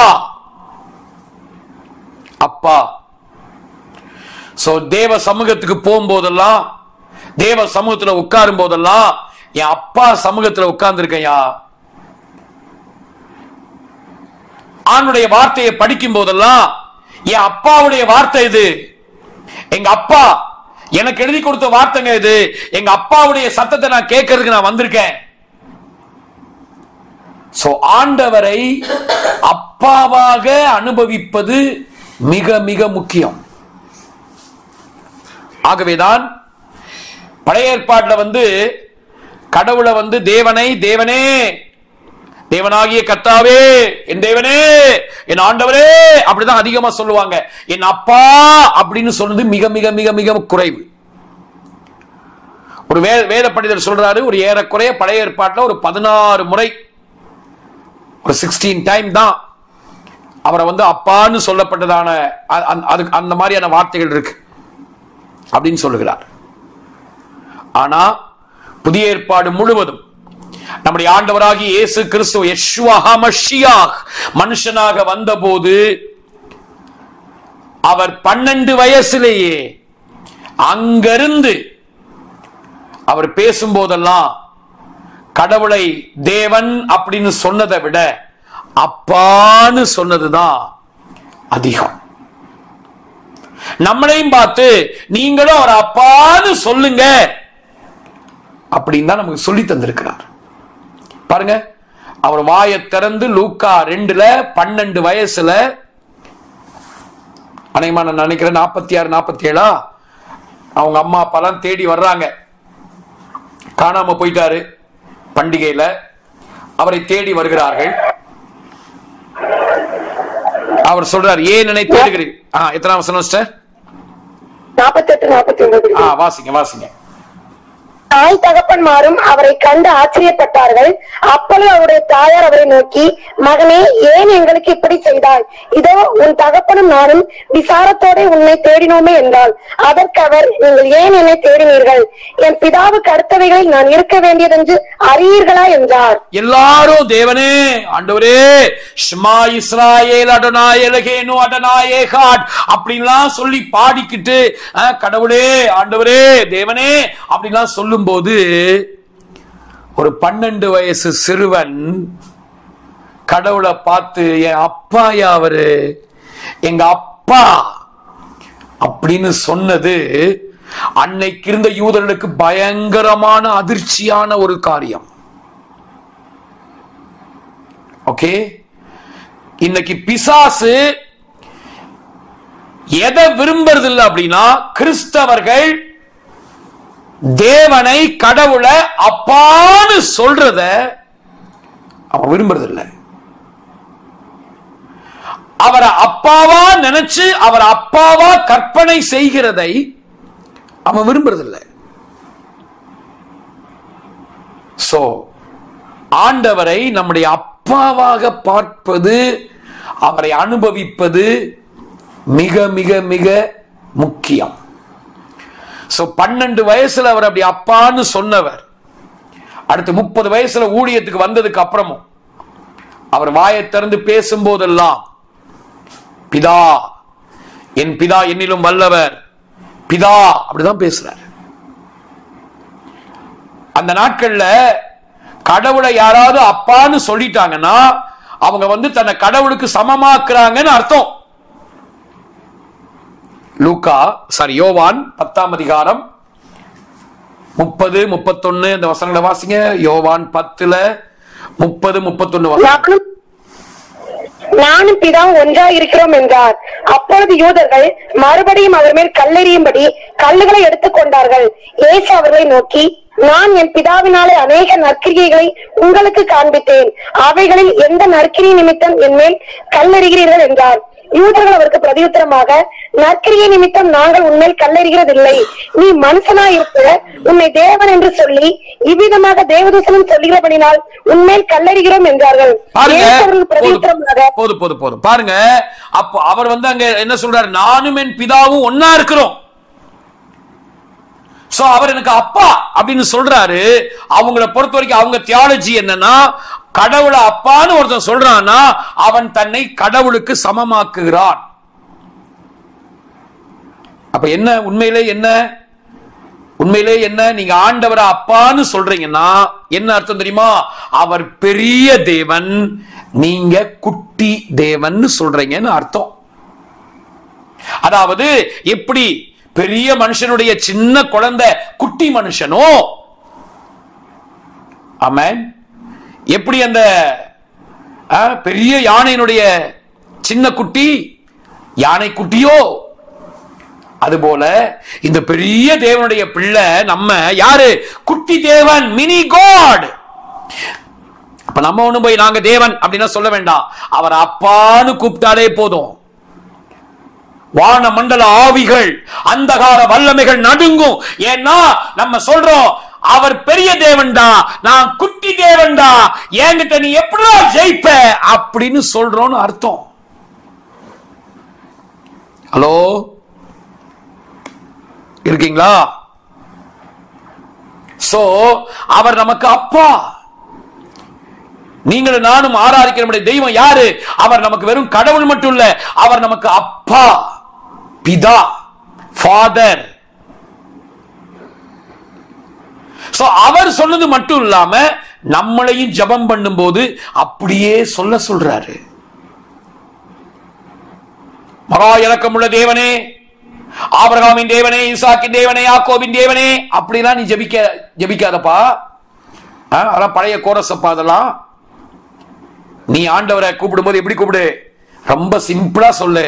பரமண்டலங்களில் இருக்கிற எங்கள் பிதாவே, எங்கள் அன்பின் பிதாவே. எங்க இருக்கு? மத்தேயு 6:14. நாம் ஜெபம் பண்ண வேண்டிய விதமாவது எத்தனை வசனம்? மேத்யூ 6. மத்தேயு ஓகே 6:8 8. நீங்கள் ஜெபம் பண்ண வேண்டிய விதமாவது, பரமண்டலங்களில் இருக்கிற எங்கள் பிதாவே, உம்முடைய நாமம் பரிசுத்தப்படுவதாக, உம்முடைய ராஜ்யம் வருவதாக. போதுங்க ஸ்டெப். உம்முடைய சித்தம். போதும். அப்போ பாருங்க, பரமண்டலங்களில் இருக்கிற எங்கள் தேவனே அப்படி சொல்லாம என்ன சொல்றாரு? பரமண்டலங்களில் இருக்கிற எங்கள் பிதாவே, அப்பா அப்படின்னு சொல்றாரு. நீங்களும் நானும் ஆண்டவரை அப்பான்னு சொல்லணும் அப்படின்னு விரும்புறாரு. அவர் அப்பாவா அனுபவிக்கணும் அப்படின்னு விரும்புறாரு. சோ இது அவர் சொன்னதோட விடாம அவருடைய அப்போஸ்தலர்கள் மூலமாக நமக்கு அதை இன்னும் உறுதிப்படுத்தி சொல்றாரு. பாருங்க, ரோமர் 8 14, 15, 16 இதெல்லாம் வாசிக்கும் போது ரோமர் 8, 14, 15, 16. எவர்கள் தேவனுடைய ஆவியினாலே நடத்தப்படுகிறார்களோ அவர்கள் தேவனுடைய புத்திரராய் இருக்கிறார்கள். அந்தபடி திருப்பவும் பயப்படுகிறதற்கு நீங்கள் அடிமைத்தனத்தின் ஆவியை பெறாமல் அப்பா பிதாவே என்று கூப்பிட பண்ணுகிற புத்திர சுவிகாரத்தின் ஆவியை பெற்றீர்கள். நாம் தேவனுடைய பிள்ளைகளா இருக்கிறோம் என்று ஆவியானவர் தாமே நம்முடைய ஆவியுடனே கூட சாட்சி கொடுக்கிறார். நாம் பிள்ளைகளானால் சுதந்திரரும் ஆமே, தேவனுடைய சுதந்திரரும் கிறிஸ்துவுக்கு உடன் சுதந்திரரும் ஆமே. கிறிஸ்துவுடனே கூட நாம். ஓகே, அந்த 16ஆம் வசனத்தை மட்டும் திருவிழியத்துல வாசிக்கலாமா? ரோமர் 8:16. நம்ம அவர் அப்பான்னு சொன்னாதான் ஆவியானவரும் ஆமா கரெக்ட், நீ சொல்றது கரெக்ட், பரலோகத்தில் இருக்கிற அந்த தேவன் உனக்கு அப்பா அப்படின்னு அவரும் நம்ம கூடவே இருந்துட்டு சொல்லுவாராம். ரோமர் 8:16 திருவிழியத்துல வாசிங்க. நாம் இவ்வாறு அழைக்கும் போது நம் உள்ளத்தோடு சேர்ந்து தூய ஆவியாரும் நாம் கடவுளின் பிள்ளைகள் என்பதற்கு சான்று பகர்கிறார். சிஸ்டர் 15 இருந்தே படிங்க, 15 இருந்தே வாசிங்க. மீண்டும் அச்சத்திற்கு உள்ளாகும் மனப்பான்மையை நீங்கள் பெற்றுக் கொள்ளவில்லை, மாறாக கடவுளின் பிள்ளைக்குரிய மனப்பான்மையை பெற்றுக் கொண்டீர்கள். அதனால் நாம் அப்பா தந்தையே என அழைக்கிறோம். அடுத்தது படிங்க 16. நாம் இவ்வாறு அழைக்கும் பொழுது நம் உள்ளத்தோடு சேர்ந்து தூய ஆவியானவரும் நம் கடவுளின் பிள்ளைகள் என்பதற்கு சான்று பகர்கிறார். எப்பெல்லாம் நீங்க ஆண்டவரை அப்பான்னு கூப்பிடுறீங்களோ, எப்பெல்லாம் நம்ம ஆண்டவரை பார்த்து அப்பா நான் உம்மை பார்க்கிறேன், என் அன்பே நான் உம்மை துதிக்கிறேன், அப்பா நான் உம்மை பார்க்கிறேன், அப்பாவும் கிருபைகளால் என்னை காத்து கொண்டீரே, அப்பா பிதாவே அன்பான தேவா அருமை ரட்சகரே ஆவியானவரே. இப்படி எப்பெல்லாம் ஆண்டவரை பார்த்து அப்பான்னு கூப்பிடுறோமோ அப்பெல்லாம் நம்ம கூட இருந்துகிட்டு ஆவியானவர் சொல்றார், ஆமா நீ சொல்றபடி கரெக்ட், அவர் உனக்கு அப்பா, நீ அவருடைய பிள்ளை, நீ அடிமை இல்ல அப்படின்னு சொல்லிக்கிட்டே இருப்பார். எத்தனை பேர் ஆமென்?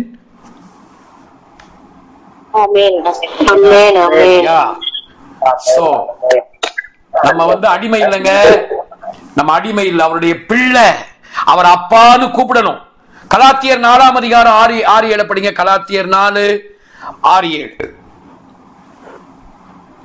மேலும் நீங்கள் புத்திரராய் இருக்கிறபடியினால் அப்பா பிதாவே என்று கூப்பிடத்தக்கதாக தேவன் தமது குமாரனுடைய ஆவியை உங்கள் இருதயங்களில் அனுப்பினார்.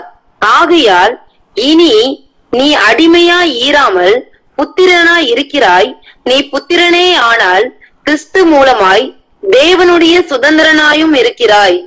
ஆமென். சோ பாருங்க, இனி நீ அடிமை இல்ல. திரும்ப திரும்ப திரும்ப திரும்ப சொல்றாரு, நீ அடிமை இல்லப்பா, நீ புத்திரனாய் இருக்கிறாய், நீ பிள்ளை. சாத்தான நடுங்க வைக்கிற ஒரு வெளிப்பாடு என்ன? சாத்தான் யார்கிட்ட நடுங்குவானா, நீங்க ஆண்டவரை அப்பாவா நீங்க பார்க்க ஆரம்பிச்சிட்டீங்கன்னா அவன் வந்து உங்களை பார்த்து நடுங்குவான். இன்னைக்கு கிறிஸ்தவ மத பிரசங்கிமார்கள் என்ன சொல்லிட்டாங்கன்னா, கடவுளை கடவுளா பார்க்கணும், நீ அவர் அப்பாவா பார்த்தேன்னா உனக்கு செல்லம் வந்துடும், நீ அவ்வளவுதான், நீ துணிகரமா நீ பாவம் செய்ய ஆரம்பிச்சிருவ. ஏன்னா ஒரு அப்பா பத்தியா, நீ துணிகரமா நீ பாவம் செய்வ, அதனால நீ கடவுளை கடவுளாவே பார்த்துக்கிட்டு அப்படின்னா நீ பாவம் செய்ய மாட்ட. யார் யார் சொன்னது இத? என்னமோ இவங்க அப்படி கடவுளா பார்த்துட்டதுனால இன்னைக்கு என்னமோ கிறிஸ்தவத்துல சபைக்குள்ள பாவம் எல்லாம் அப்படி குறைஞ்சிட்ட மாதிரியும், எவனுமே வந்து டிவியில செல்போன்ல எதையுமே பார்க்காம இருக்கிற மாதிரியும், இன்னும் நீ அவரை வந்து அப்பாங்கிறத மறைச்சு நீ அவரை கடவுள் ஆண்டவர் அடிப்பாரு குத்துவார்னு சொல்ல சொல்ல சொல்ல பாவம் பெருகிட்டு தான் இருக்கு.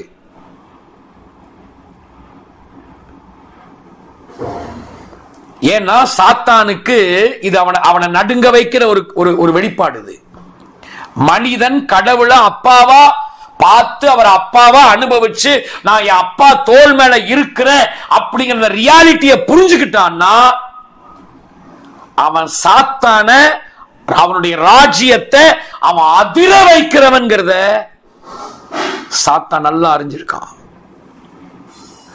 So brothers and sisters, ஐயா அம்மா, கடவுளை நம்ம எப்படிங்க பார்க்கணும், அவரை பற்றிய படம் என்ன?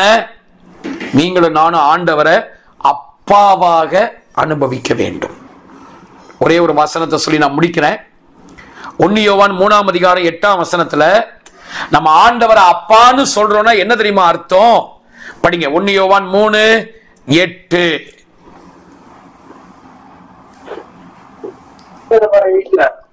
பாவம் செய்கிறவன் பிசாசினால் உண்டாயிருக்கிறான். ஏனெனில் பிசாசானவன் ஆதி முதல் பாவம் செய்கிறான். பிசாசனுடைய கிரியைகளை அழிக்கும்படிக்கே தேவனுடைய குமாரன் வெளிப்பட்டான். அடுத்த வசனம் படிங்க சிஸ்டர். என் வாய்ஸ் பிரேக் ஆகுதுயா, ஒண்ணுமே கேட்கல. ஓகே, 9ஆம் வசனம் படிங்க. 9ஆம் வசனம். தேவனால் பிறந்த எவனும் பாவம் செய்யான், ஏனெனில் அவருடைய வித்து அவனுக்குள் தரித்திருக்கிறது. அவன் தேவனால் பிறந்ததினால் பாவம் செய்ய மாட்டான். தேவனால் பிறந்த எவனும் பாவம் செய்யான். ஆண்டவரை அப்பான்னு நீங்க சொல்றீங்கன்னா என்ன அர்த்தம் தெரியுமா? தேவனுடைய வித்து, அதாவது அவருடைய டிஎன்ஏ எனக்குள்ள இருக்கியா? என்னுடைய ஆண்டவருடைய டிஎன்ஏ, வானாதி வானங்களை படைத்த பூமியை படைத்த என் ஆண்டவருடைய மரபணு எனக்குள்ள இருக்குங்க. சோ தேவனால் பிறந்த எவனும், எனக்குள்ள அவருடைய வித்து இருக்கு, எனக்குள்ள அவருடைய டிஎன்ஏ இருக்கு அப்படிங்கறத யாரு உணர்றாங்களோ, நீங்க அவர் அப்பான்னு சொன்னாலே அதான் அர்த்தம், எனக்குள்ள ஆணுடைய டிஎன்ஏ இருக்குன்னு நம்ம சொல்றோம். அப்படி சொல்றவங்க அவங்களால பாவம் செய்ய முடியாது.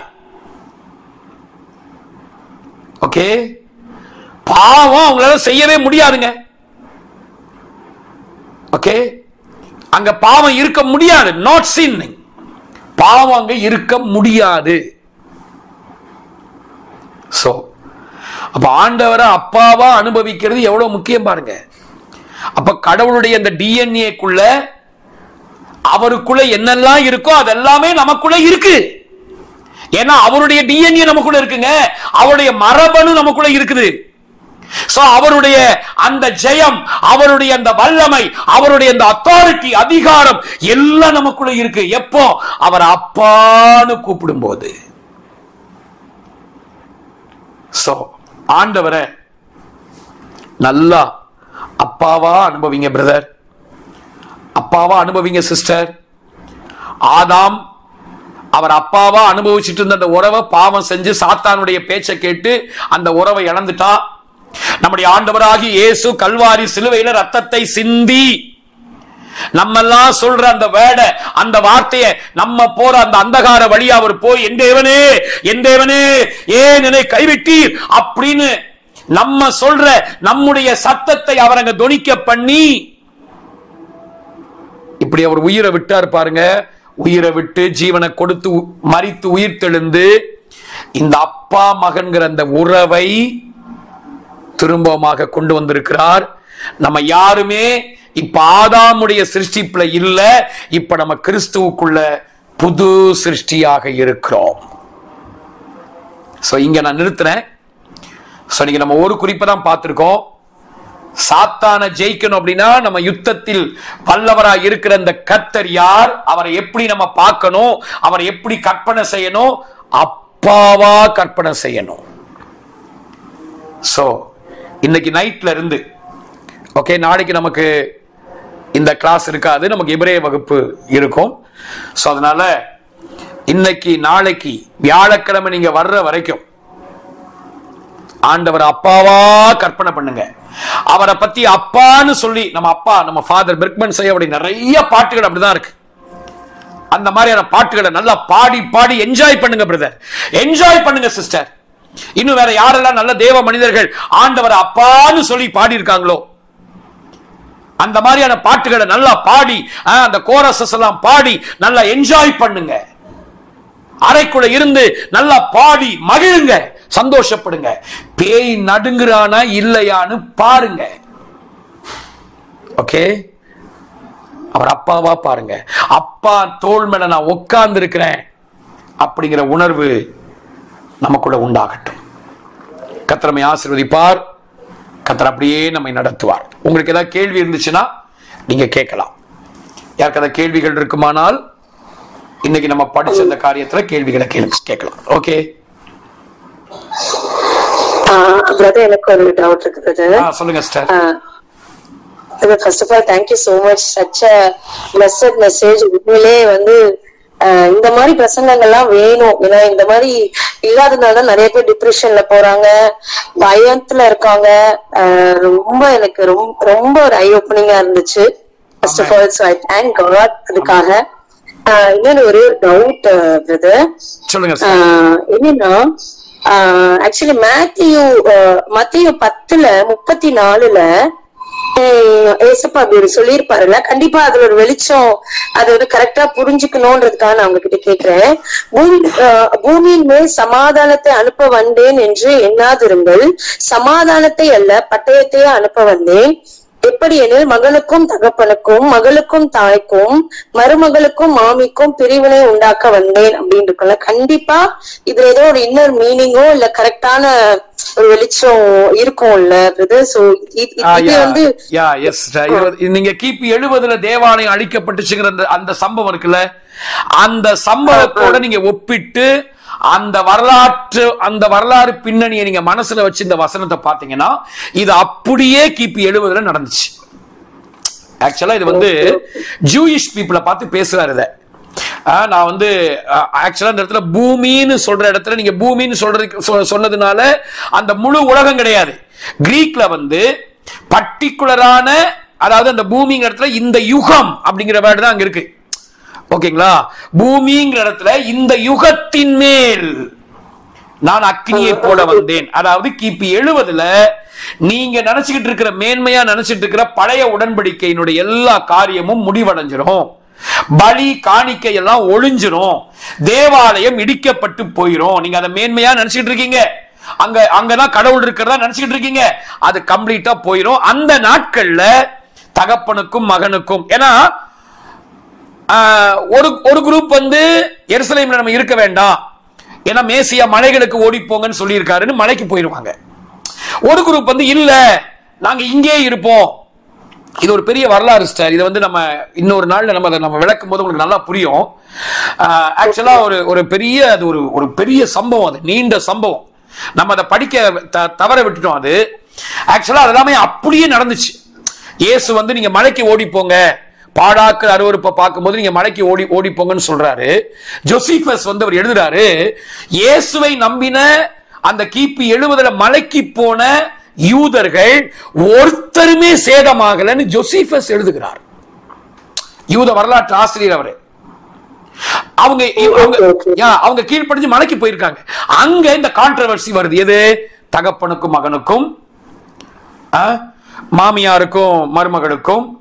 ஏன்னா ஒண்ணு வந்து ஆர்த்தடாக்ஸா இருக்கும், இன்னொன்னு வந்து மெசியானிக்கா இருப்பாங்க. பாரம்பரிய யூதர்கள் ஒரு குரூப், மெசியானிக் ஜூஸ் ஒரு குரூப். இவங்க இங்க போகணுமாங்க, அவங்க இல்ல. இப்படி கான்ட்ரவர்சி வருது. அந்த காட்டி கொடுக்கிறது எல்லாமே வருது. இது எல்லாமே இந்த கிபி 70 மையப்படுத்தி தான் அவர் சொல்றாரு. அதனால இன்னைக்கு வந்து வீட்டுக்குள்ள வீட்டாரே சத்ருன்னு சொல்லிக்கிட்டு, குடும்பத்துல உள்ளவங்களை நேசிக்காம, கணவன் மனைவி பிள்ளைகளை நேசிக்காம, மாமியார் மருமகள் சண்டை போட்டுக்கிட்டு இந்த மாதிரிலாம் இருக்கக்கூடாது. இன்னைக்கெல்லாம் குடும்பங்கள் சமாதானமா சந்தோஷமா நல்ல உறவுல இருக்கணும், நல்லா கலந்துரையாடணும், பேசணும், ஒன்னா உட்காந்து சாப்பிடணும், நல்லா கைகோர்த்து நல்லா சந்தோஷப்படணும், கர்த்தருக்குள்ள நல்லா குடும்பமா கூடி ஜெபிக்கிறது எல்லாம் நல்லா அதெல்லாம் செய்யணும். சோ இந்த வசனம் வந்து கிபி 70 இது நடந்து முடிஞ்சிருச்சு. Thank you brother. ஏன்னா இந்த வசனத்தை வச்சு ஒரு சர்ச்ல பிரீச்சிங் வந்து ஏதோ அம்மா பிள்ளைக்கு வந்து இவங்க கிறிஸ்து, அவங்க கிறிஸ்து, அம்மா கிறிஸ்து இல்லன்றனால ஏதோ சண்டை வந்ததுன்னு பேசும்பொழுது அது அப்படிதான் இருக்கும், கர்த்தர் அதுக்குதான் வந்தாரு, நீங்க வைராக்கியமா நிக்கணும் அப்படி இப்படின்னு சொல்லி இந்த வேர்டை வச்சு ஒரு பயங்கர பிரசங்கம் நடந்துச்சு. அது பார்க்கும்போது ரொம்ப பயமா இருந்த மாதிரி இருந்துச்சு. கத்திரி இவ்வளவு ஸ்ட்ரிக்ட்டா இருப்பாரான்ற மாதிரி. என்னன்னா அவங்களுக்குள்ளயும் கிறிஸ்து இருக்கிறாருங்கிறத பார்க்கணும். இப்ப வந்து என்னன்னா ஆஃப்டர் 70க்கு அப்புறம் இந்த புது உடன்படிக்கையில அவங்க ரட்சிக்கப்படாதவங்களாக இருந்தாலும் அவர்களுக்குள்ளும் கிறிஸ்து இருக்கிறார். நம்ம போன வாரம் பார்த்தோம் இல்லையா, இயேசு எனக்குள் வாழ்கிறார். அந்த இதுல நம்ம அதை பார்த்துப்போம். என்னன்னா அவங்க வந்து என்ன செய்யல, டிவியையும் ரேடியோவை என்ன பண்ணல, ஆன் பண்ணல. ஓகே, அதான் டிஃபரெண்ட். நம்ம வந்து டிவியை ரேடியோவை என்ன பண்ணிட்டோம், ஆன் பண்ணிட்டோம். நிகழ்ச்சி போயிட்டு தான் இருக்கு, ப்ரோக்ராம் நடந்துகிட்டு தான் இருக்கு, இயேசு உள்ளதான் இருக்காரு, இன்னைக்கு எல்லாருக்குள்ளயும் தான் இருக்காரு. ஆனா அவங்க டிவியையும் ரேடியோவையும் ஆன் பண்ணல, நம்ம ஆன் பண்ணிட்டோம். நமக்கு அவர் நமக்குள்ள இருக்கிறாருங்கிறது தெரிஞ்சிருச்சு, அவங்களுக்கு தெரியல. சோ அவங்களை நம்ம அன்போடு ஒரு குழந்தையை நடத்துறது போல நம்ம அவங்களை நடத்தணும். ஆனா இந்த வசனம் தெரிஞ்சுக்கிட்டு அவங்களை பகைக்கவோ, நான் வைராக்கியமா நிப்பேன்னு சொல்லி அவங்களை வந்து வேதனைப்படுத்தவோ அதெல்லாம் செய்யக்கூடாது.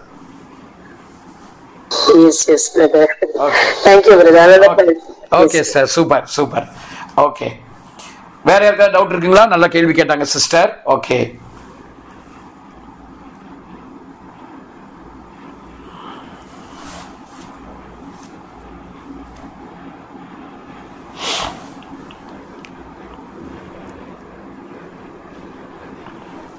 ஓகே, கர்த்தர் நல்லவர். Very good, very good sister. Okay, bless you sister. நீங்க ஜெபம் பண்றீங்களா? சொல்லுங்க.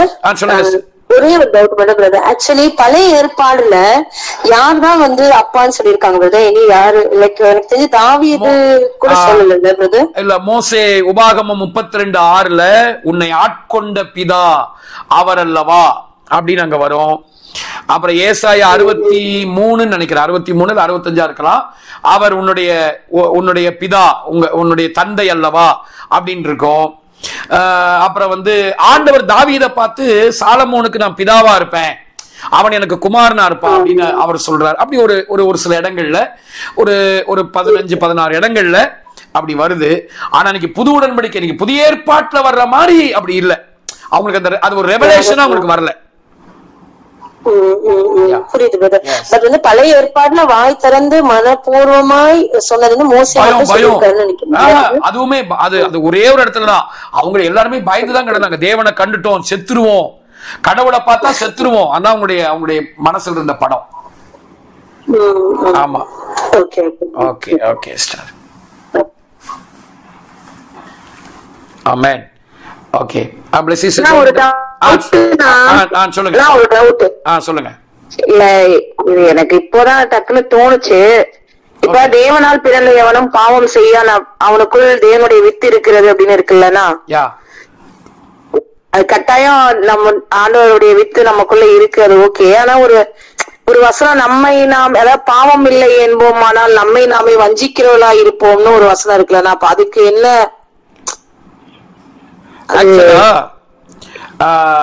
அதாவது அங்க சொல்லப்பட்டிருக்க அந்த பாவம், அதாவது நமக்குள் பாவம் இல்லை என்று சொல்வோமானால் நம்மை நாமே வஞ்சிக்கிறவளா இருப்போம். அது வந்து சுயநீதியில நிக்கிறவங்களுக்கு சொல்லப்பட்ட வேர்டு. அது நான் தேவனால பிறந்திருக்கேன், எனக்குள்ள தேவனுடைய வித்து இருக்கு, அவருடைய டிஎன்ஏ எனக்குள்ள இருக்கிறதுனால எனக்கு பாவம் இல்லைன்னு சொல்றதுக்கும், நான் பயங்கரமா நான் போராடி பிரயாசப்பட்டு நான் வந்து 40 நாள் உபவாசம் போட்டு எப்படியோ முழங்காலே நின்னு இன்னைக்கு பாவமே இல்லாத இடத்துக்கு நான் வந்துட்டேன்னு சுயநீதியில சொல்றாங்க பாருங்க. அந்த 1 யோவான் 2 யோவான்லாம் வந்து சுயநீதிக்கும் ஆண்டவரை சார்ந்து வாழ்றவங்களுக்கும் இருக்கிறதான இந்த விஷயத்தை பத்தி அங்க பேசுறாரு. அந்த கான்டெக்ஸ்ட் தான். ஓகேவா? சோ அந்த இடத்துல வந்து நமக்குள் பாவம் இல்லை என்று சொல்வோமான நம்மை நாமே வஞ்சிக்கூடா இருப்போம்னு எதை அவர் மனசுல வச்சு சொல்றாருன்னா, சுயநீதியில சொல்றவங்க, நான்லாம் எங்களுக்கெல்லாம் பாவமே இல்லைங்க, நாங்களாம் பரிசுத்தமாங்க, நான் பரிசுத்தமா இருக்கேங்க, எங்கிட்ட எல்லாம் நாங்களாம் ஈயர்மு கூட நாங்க துரோகம் பண்ணலங்க, இப்படி பேசுவாங்கல்ல. அது ஓகேண்ணா. ஓகே ஓகே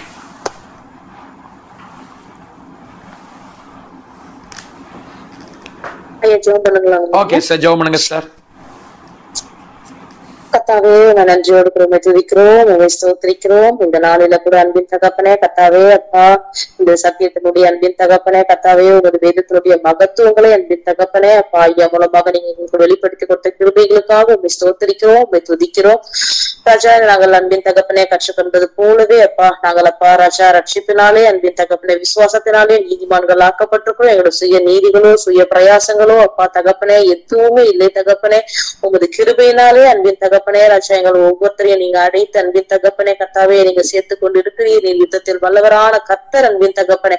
இந்த நாளில் எங்கள் ஒவ்வொருத்தருக்கும் உண்மை அறிகிற அறிவினாலே அன்பின் தகப்பனே உங்களை எந்த விதத்துல அறியணுமோ அந்த விதத்துல அறிந்து கொள்ள ஆவியானவர் எங்களுக்கு அப்பா நீங்க உறுதுணையாய் நின்று எல்லாவற்றையும் அன்பின் தகப்பனே கத்தாவே ராஜா நாங்கள் அப்பா வாசிக்கும் பொழுதும் அன்பின் தகப்பனே விதத்தை வாசிக்கும் பொழுதும் அன்பின் தகப்பனே கத்தாவே அப்பா நாங்க சர்மன்ஸ் எல்லாம் கேட்கும் போது அந்த டிசர்னிங் அன்பின் தகப்பனே மைண்ட் அண்ட் ஸ்பிரிட் நீங்க எங்களுக்குள்ளாக வைத்து நடத்தும்படியா கூட நாங்கள் ஒப்புவிக்கிறோம் கத்தாவே ராஜா. அன்பின் தகப்பனே கத்தாவே நீர் அன்பின் தகப்பனே அப்பா பழைய ஏற்பாட்டை நாங்கள் அப்பா தேவனை ஒருவனும் ஒரு காலம் கண்டதில்லை என்று வாசிக்கிறோம். ஆனா இந்த நாட்களில அன்பின் தகப்பனே தேவனாகிய உண்மை அப்பா எஸ்அப்பா உண்மை அன்பின் தகப்பனே யெகோவாகிய உண்மை நாங்கள் அன்பின் தகப்பனே மூத்த சகோதரனாக அன்பின் தகப்பனே கத்தாவே மனவாளனாக எல்லாவற்றுக்கும் மேலாக அன்பின் தகப்பனே ஒரு தந்தையாக அன்பின் தகப்பனே அனுபவிக்க நீங்க கொடுத்திருக்கிற இந்த மகா பெரிய இரக்கங்களுக்காக சிலாக்கங்களுக்காக உண்மை துதிக்கிறோம் கத்தாவே. இவையெல்லாம் அன்பின் தகப்பனே ஏற பெற்ற அன்பின் தகப்பனே ராஜா உமது அன்பின் நிமித்தமாக எங்களுக்கு கிடைத்திருக்கிற தகப்பனே அதற்காக நீங்க திருவிழப்பட்ட கிருபைகளுக்காக உண்மை துதிக்கிறோம் உண்மை ஸ்தோத்திரிக்கிறோம். இந்த நாளில கூட அன்பின் தகப்பனே நாங்கள் அப்பா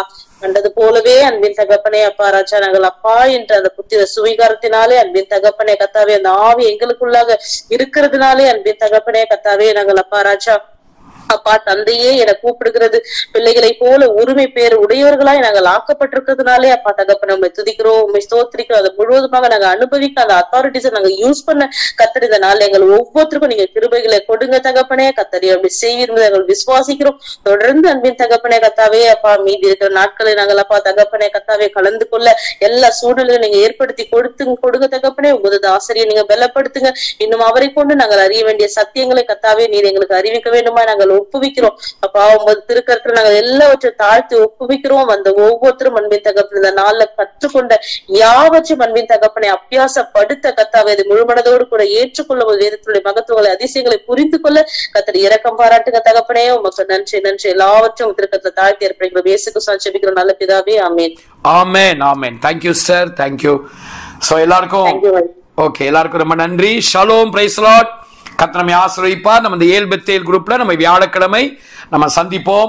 அது வரைக்கும் இந்த கேட்ட சத்தியங்களை 2 நாள் கேட்டதெல்லாம் நீங்க வந்து நல்லா ஞாபகப்படுத்தி அதை நல்லா ஜெபமாக நீங்க மாற்றுங்க.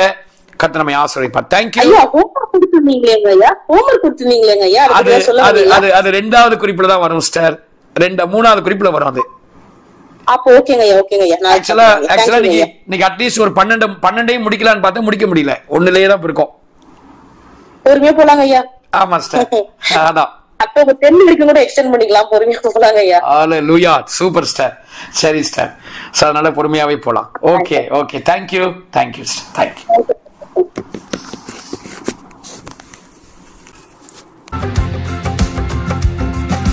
சத்திர முன்பாக விருந்தொன்றை ஆயத்தம் செய்கின்றார். என் சத்திர முன்பாக விருந்தொன்றை ஒன்றை ஆயத்தம் செய்கின்றார். என் தலையை எண்ணெயினால் அபிஷேகம் செய்கின்றார். என் தலையை எண்ணெயினால் அபிஷேகம் செய்கின்றார். வல்லமை உண்டு இயேசுவின் நாமத்தில், விடுதலை உண்டு இயேசுவின் நாமத்தில், வெற்றி உண்டு இயேசுவின் நாமத்தில். வல்லமை உண்டு இயேசுவின் நாமத்தில், விடுதலை உண்டு இயேசுவின் நாமத்தில், வெற்றி உண்டு இயேசுவின் நாமத்தில். எனக்காய் யுத்தம் செய்பவர் எந்தன் இயேசு, எனக்காய் சாவை வென்றவர் எந்தன் இயேசு. எனக்காய் யுத்தம் செய்பவர் எந்தன் இயேசு, எனக்காய் சாவை வென்றவர் எந்தன் இயேசு. வல்லமை உண்டு இயேசுவின் நாமத்தில், விடுதலை உண்டு இயேசுவின் நாமத்தில், வெற்றி உண்டு இயேசுவின் நாமத்தில். வல்லமை உண்டு இயேசுவின் நாமத்தில், விடுதலை உண்டு இயேசுவின் நாமத்தில், வெற்றி உண்டு இயேசுவின் நாமத்தில். வல்லமை உண்டு இயேசுவின் நாமத்தில், விடுதலை உண்டு இயேசுவின் நாமத்தில், வெற்றி உண்டு இயேசுவின் நாமத்தில்.